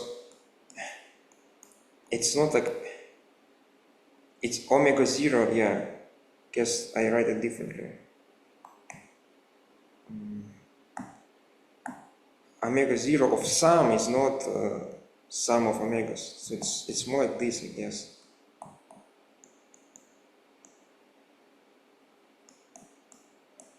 This S is a spinor bundle.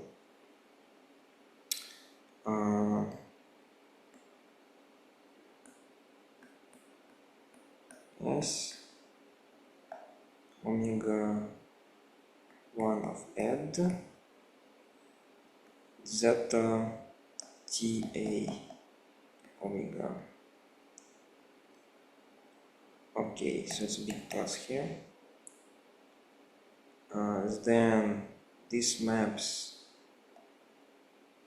to omega d minus 1 s plus omega d minus 1 add.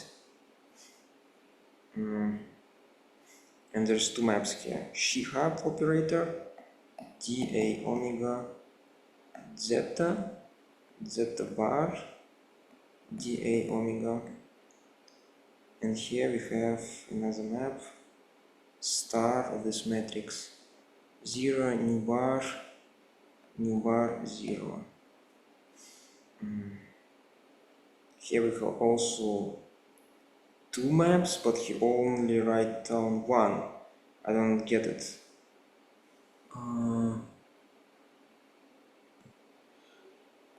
This map is this matrix minus star ta omega star zeta bar 0 minus star epsilon inverse d0. And finally is this map to omega d s. So star dA star zeta star. I don't understand what he means by this thing, unclear. And there is a map here which he calls star kappa 2, 0. Okay, now we wrote down all of them. So we are ready to make calculations. Let's check all his claims. The square of the differential should be equal to his equations, bosonic equations of motion, right? Well, let's start. Like, where do we start? Calculate the image of this on the first step. This and this. I'm going through the top. So I'm getting, let's say, a big F inside here. So on top I'm getting zeta F d what? A omega F. F, okay?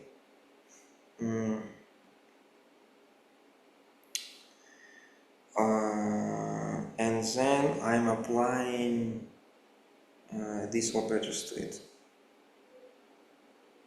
And guess what? I need to take a sum of something. Let's check. So,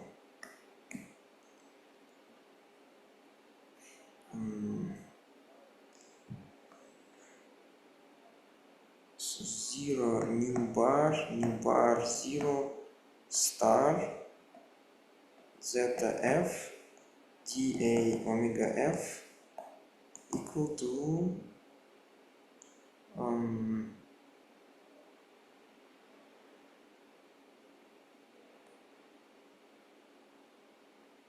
star new bar dA omega F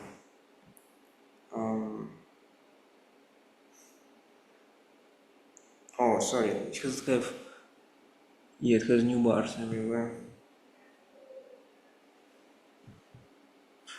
Yeah, star new bar zeta F.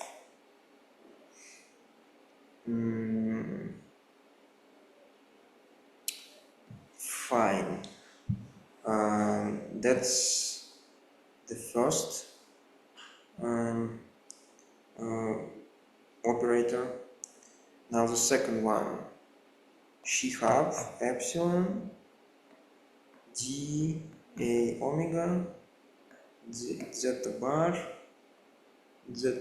here d a omega on this zeta F d a omega F. Let's do it. Shiab dA omega zeta F plus zeta bar dA omega F. Here and here we have, no.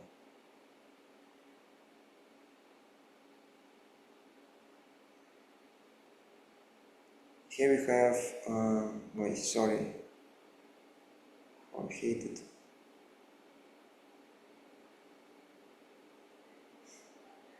Zeta bar, zeta F plus, oh, should be star somewhere, no? Maybe no, it's correct. It's just, yeah, I agree. It's square of d omega, so it's just curvature.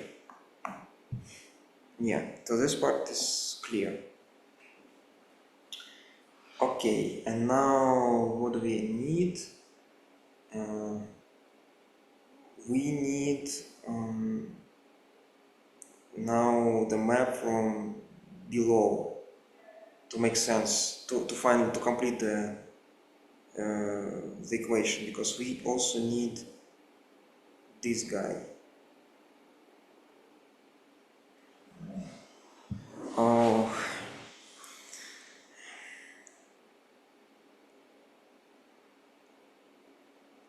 let's go. So at first let's calculate the image here, right, of this map. That's just mu f at epsilon f.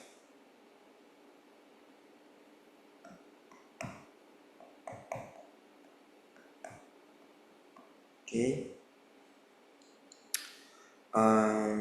Then this thing, yeah, we map like this: minus star dA omega 0 star zeta bar minus star and epsilon inverse t0. Let's see what it gets. Mu f at epsilon f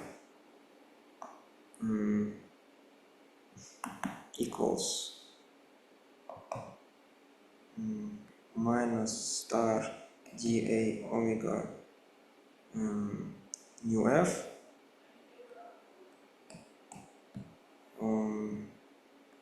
star zeta mu f minus star epsilon inverse t0 at epsilon f. Okay.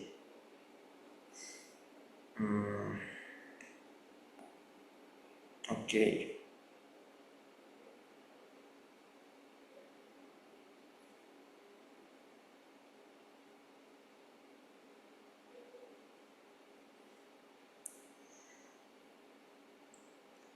Now I guess we need to add all those equations together. Alright.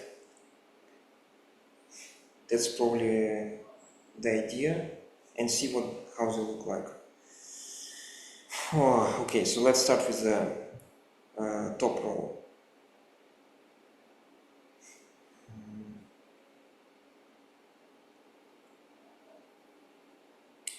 Where it was.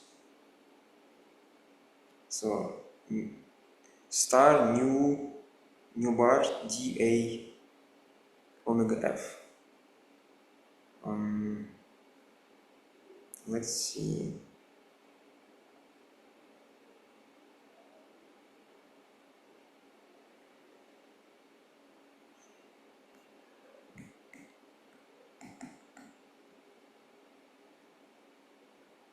Okay. Then let me take this one.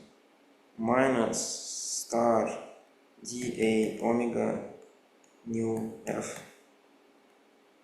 And finally, the part with the Shiab operator. Where it was? I lost it. Here. Let's go.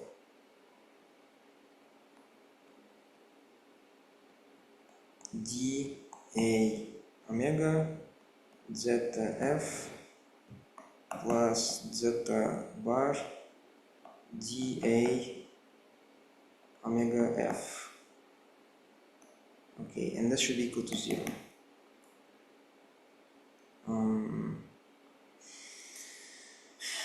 Now the second equation.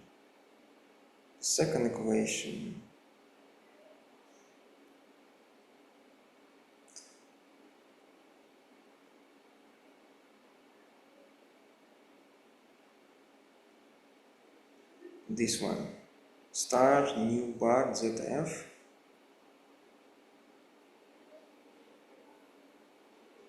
plus this thing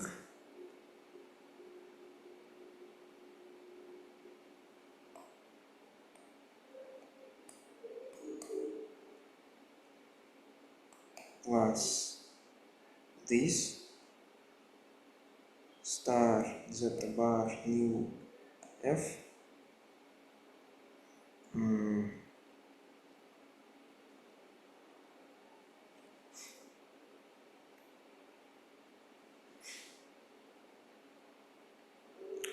minus star epsilon inverse t0 at epsilon f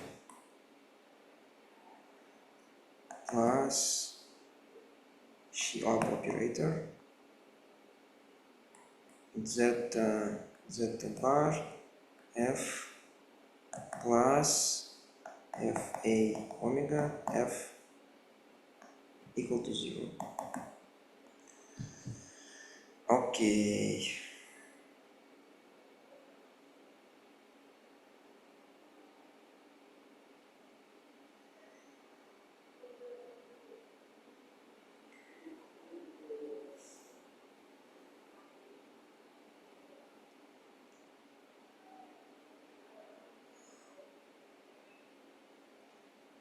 Okay, so I guess what he wants is he wants these things to simplify. He wants the thing to cancel out. So I guess this new bar was wrong.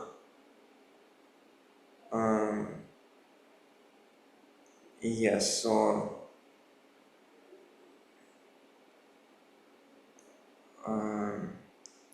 I guess it should be new here. At least here.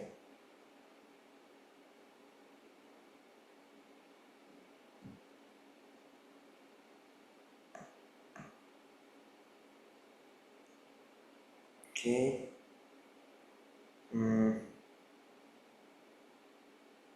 We probably should have figured it out just by, you know, the representation theory, right? Okay, but I haven't thought about it.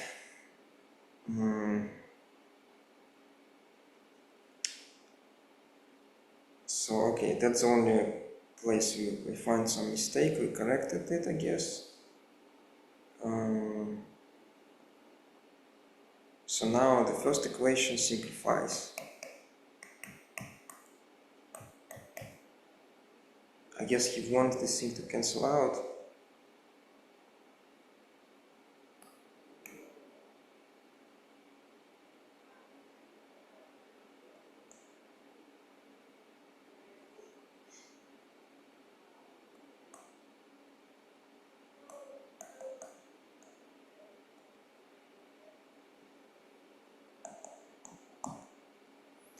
Here, I think he also wanted the thing to simplify.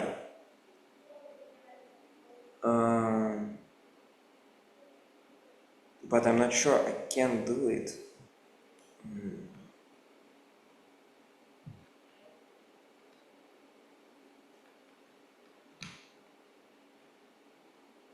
Let me think.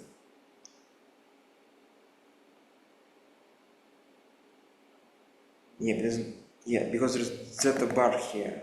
Maybe there's a sign error, but that's not that a big deal. There shouldn't be zeta bar here. But where this zeta bar came from?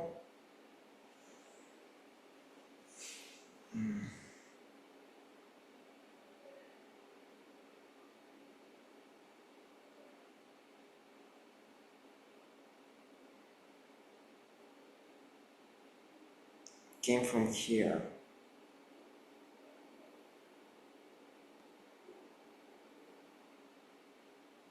Yeah.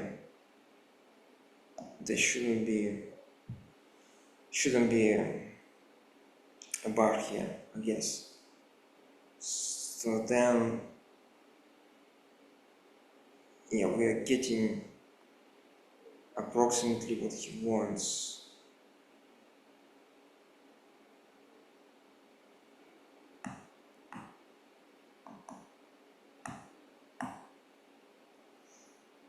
There's maybe minus sign or what?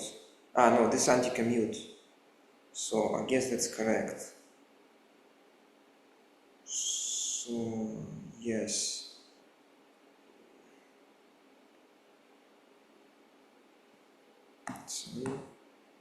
So we erase the zeta bars. And we are left with f dA omega zeta equals 0. So that's the equation which he wanted, right? That's correct.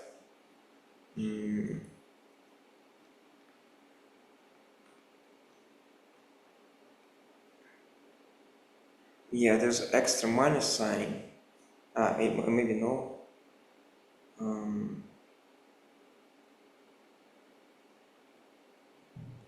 Yeah, maybe I missed some minus sign, but anyway, the equation number one is approximately this.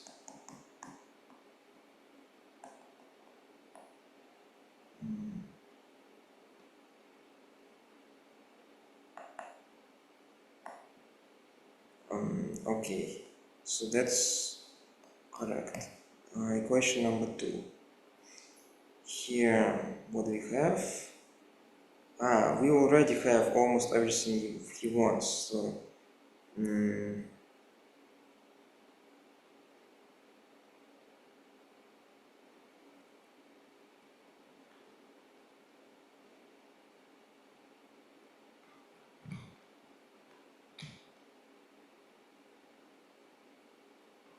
oh,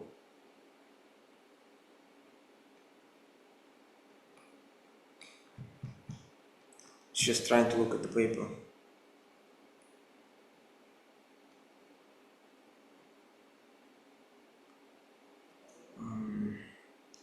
Yeah, so this part is what he wants.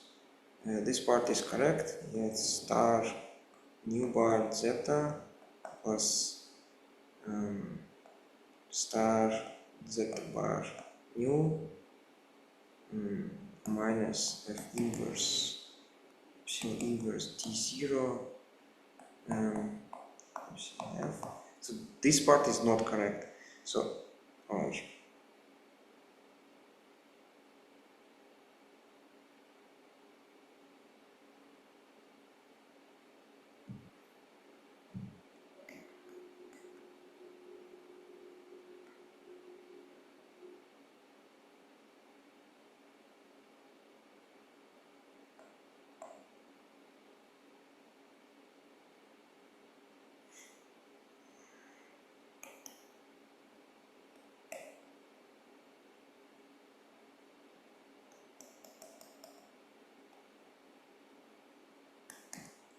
so these three terms reproduces one of his equations.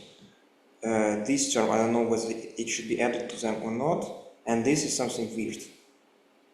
I don't understand. Is it supposed to cancel out with this guy, or it's supposed to do what? Or what is happening here? Is it part of some sort of augmented torsion?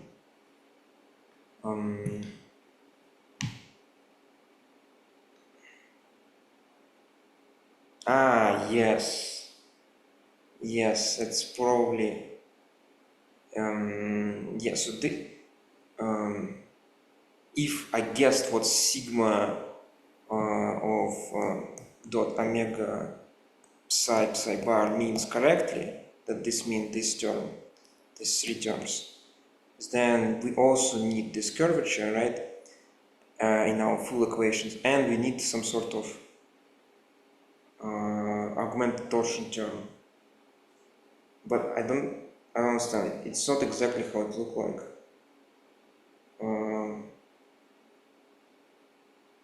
Well, actually,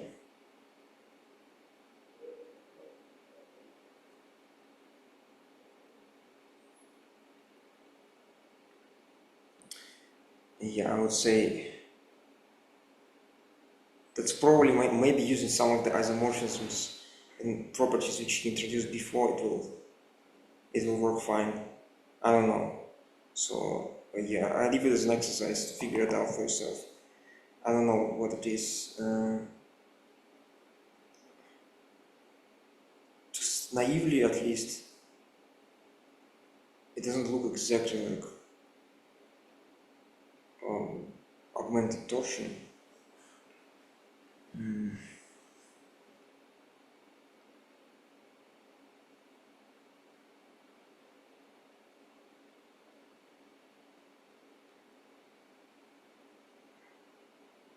Wait, let me find the formula for it.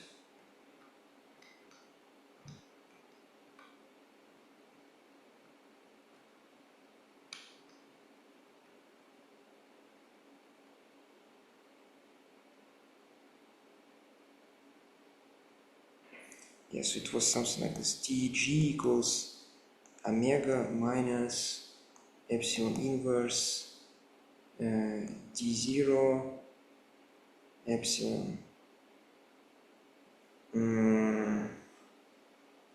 And where, yeah, I don't understand.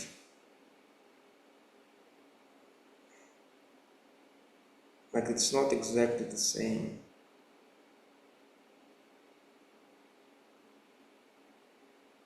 Where is omega, for example? Here.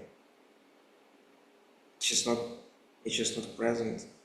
Maybe we missed it somewhere on the way. So anyway, it's like, okay, some mistake, like relatively close.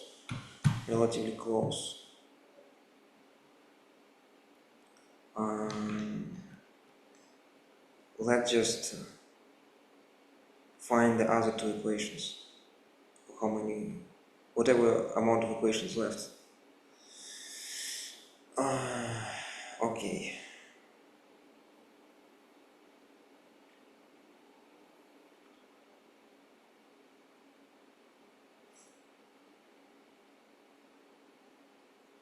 So the last equation, where it is, it's here. It takes values in omega d s. So it's a sum of these two maps.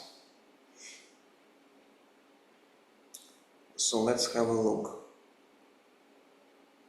We will have to take this thing, multiply it by this operator, and you have to take this thing and multiply it by this operator. Okay, it's hard to keep it all in mind, but I'll try. So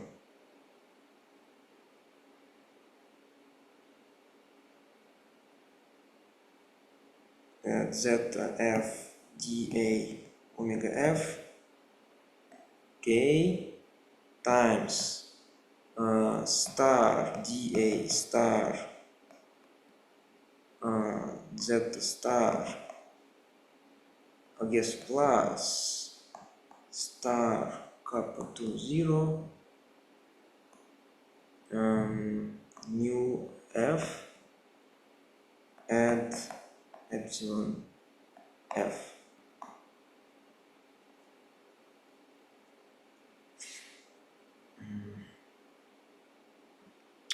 Equals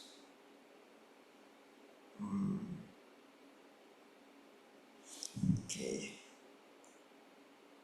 star dA star zeta f plus zeta star dA omega f plus star kappa 2 mu f equals 0.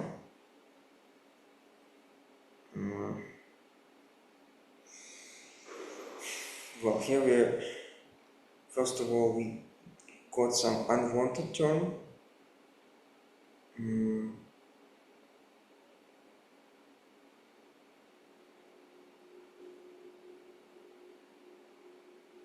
This thing, it's not in the final answer.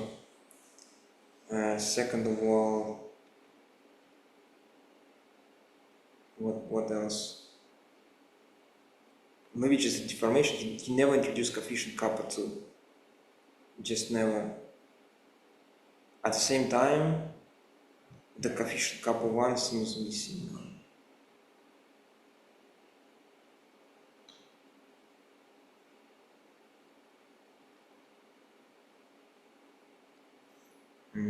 Okay, maybe kappa 2 is supposed to be 0.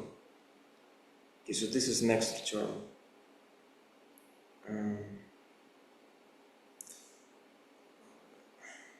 Now here we have a problem. I guess he wants the same trick because the last equation is dA star zeta equals to 0, and this takes value, yeah, if you write at start to it indeed in omega d s.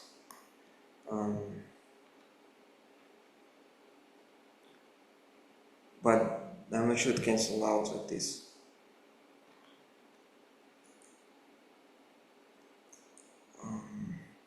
Because he never explained what zeta star is. I have to guess it. Like, look, so this is a one form. This is a one form with values of spinors.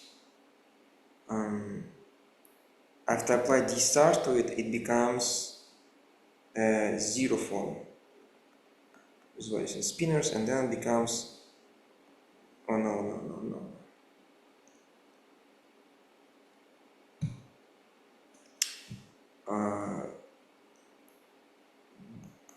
The higher degree form with values and spinors. Here, this is one form, and this thing supposed to map me from one forms into D forms.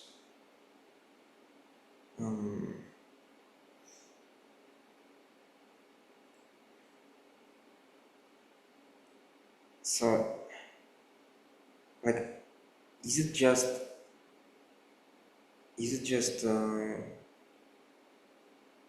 multiplication by wedged zeta? But we already had this hypothesis when we were dealing with his Lagrangian, and we remember that wasn't the case. Zeta star was reducing the degree of the form there, because it's what was added together with D star like this.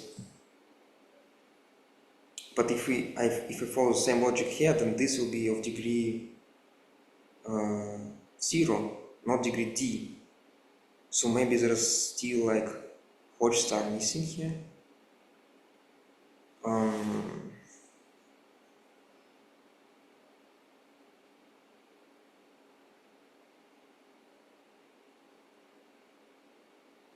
So what I have is like some sort of dA star zeta.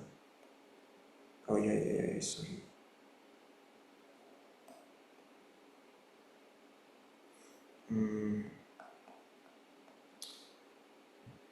Plus, maybe if there's a star here missing, it should be just star dA F,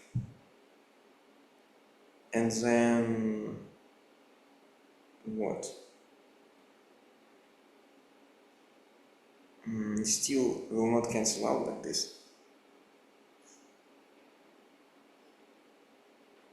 This star is on a different side of the differential operator.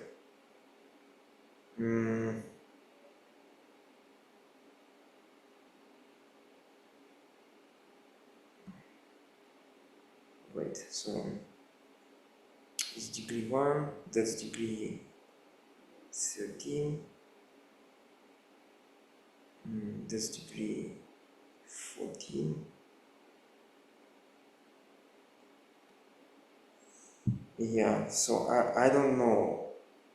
I guess the problem is he didn't define zeta star. It's just too bad.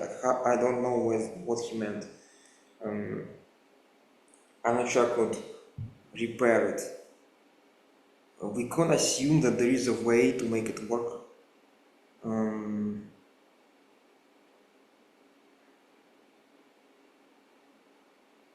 But I'm not sure.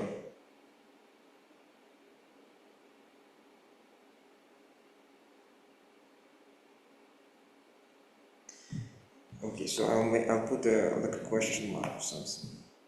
Oh, not 0. We want dA star zeta.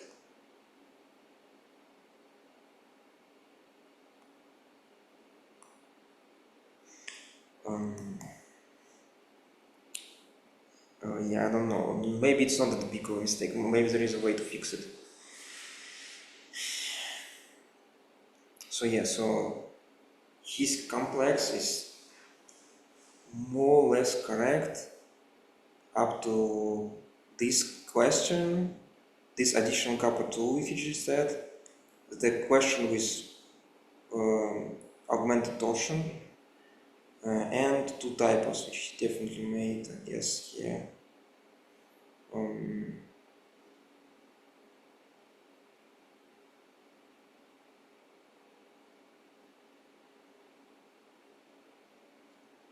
Here and here.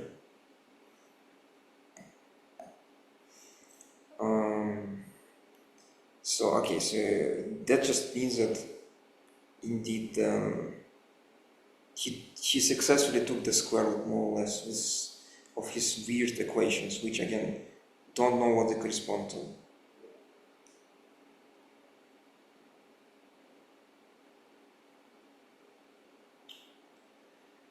Okay, so that's I guess that more or less it for the calculation. Let's just return back to the paper.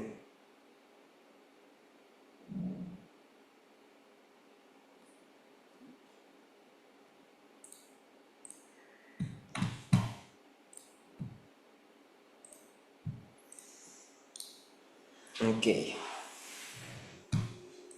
so that's the end of his technical part. Now he's trying to use this complex to calculate the observed particle content.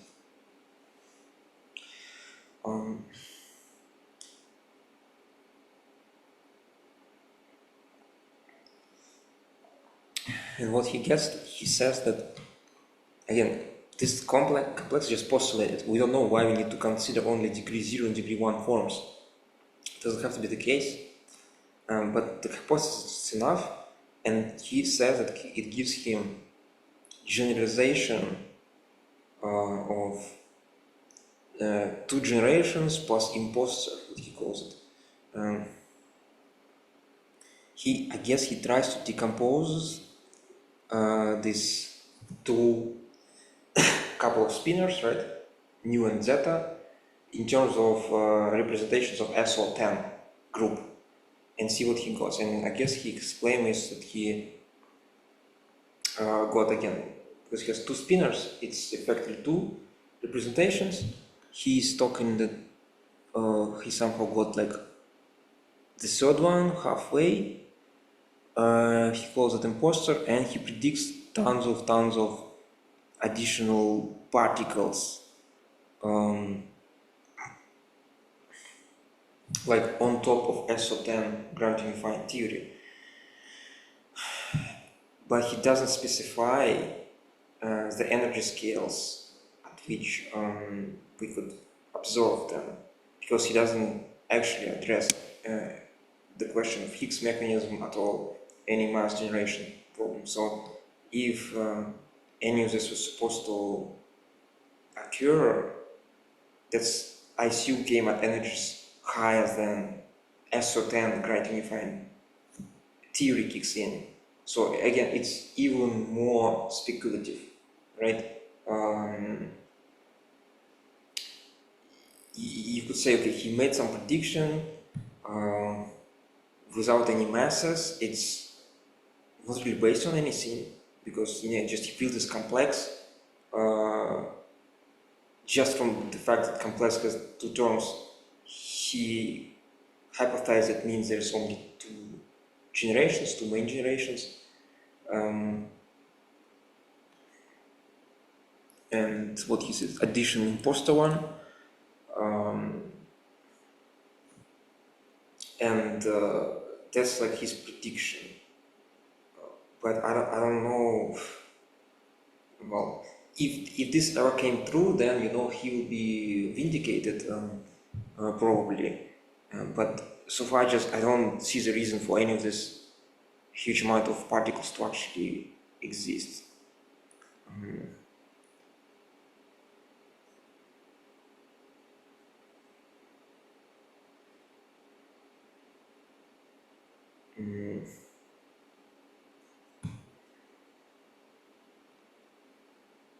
Yeah, so after that,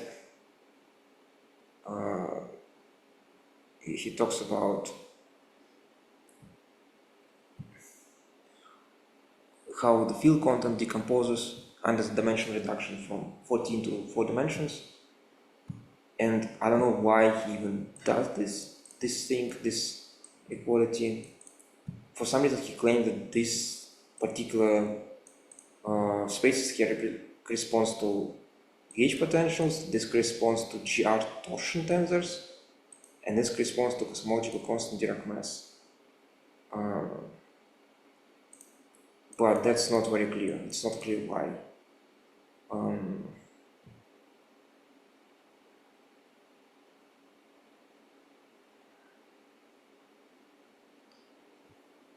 And after that he gives like a summary of what you just kind of learned. So that's more or less a repetition. So I don't want to probably read it again.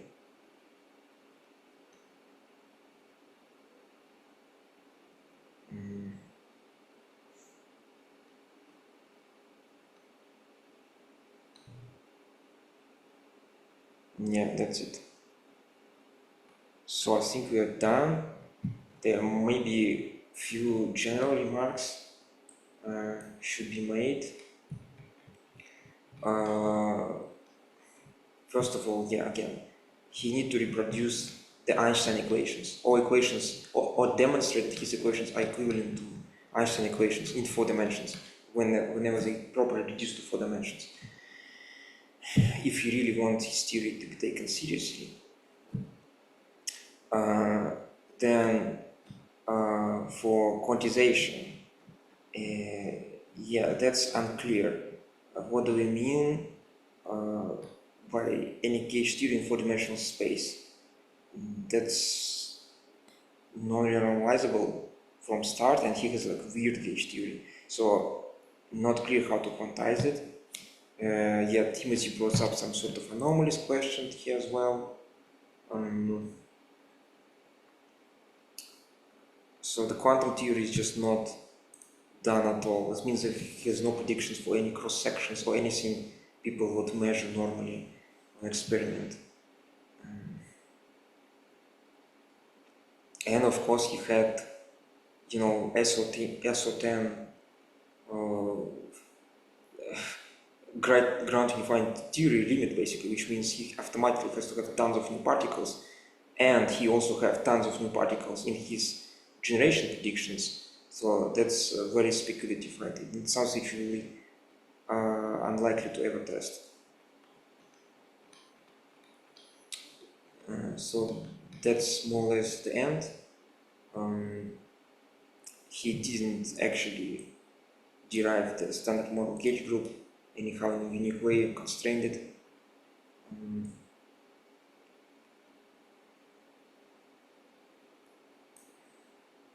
So yeah, overall just an unfinished product, and also very poorly written. I think I'll end here. However, I mean, I don't want to discourage anyone from trying to create new ideas, because the geometric construction in the beginning was somewhat beautiful. The fact that there is some equations which admit some square root up to some questions might be beautiful as well.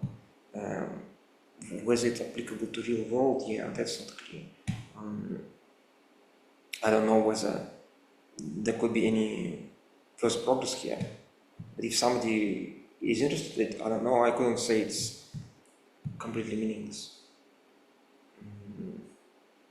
It's more like a mathematical thing rather than physics yet. Yeah, I don't know whether you enjoyed, but certainly very tiring conversation. See you next time.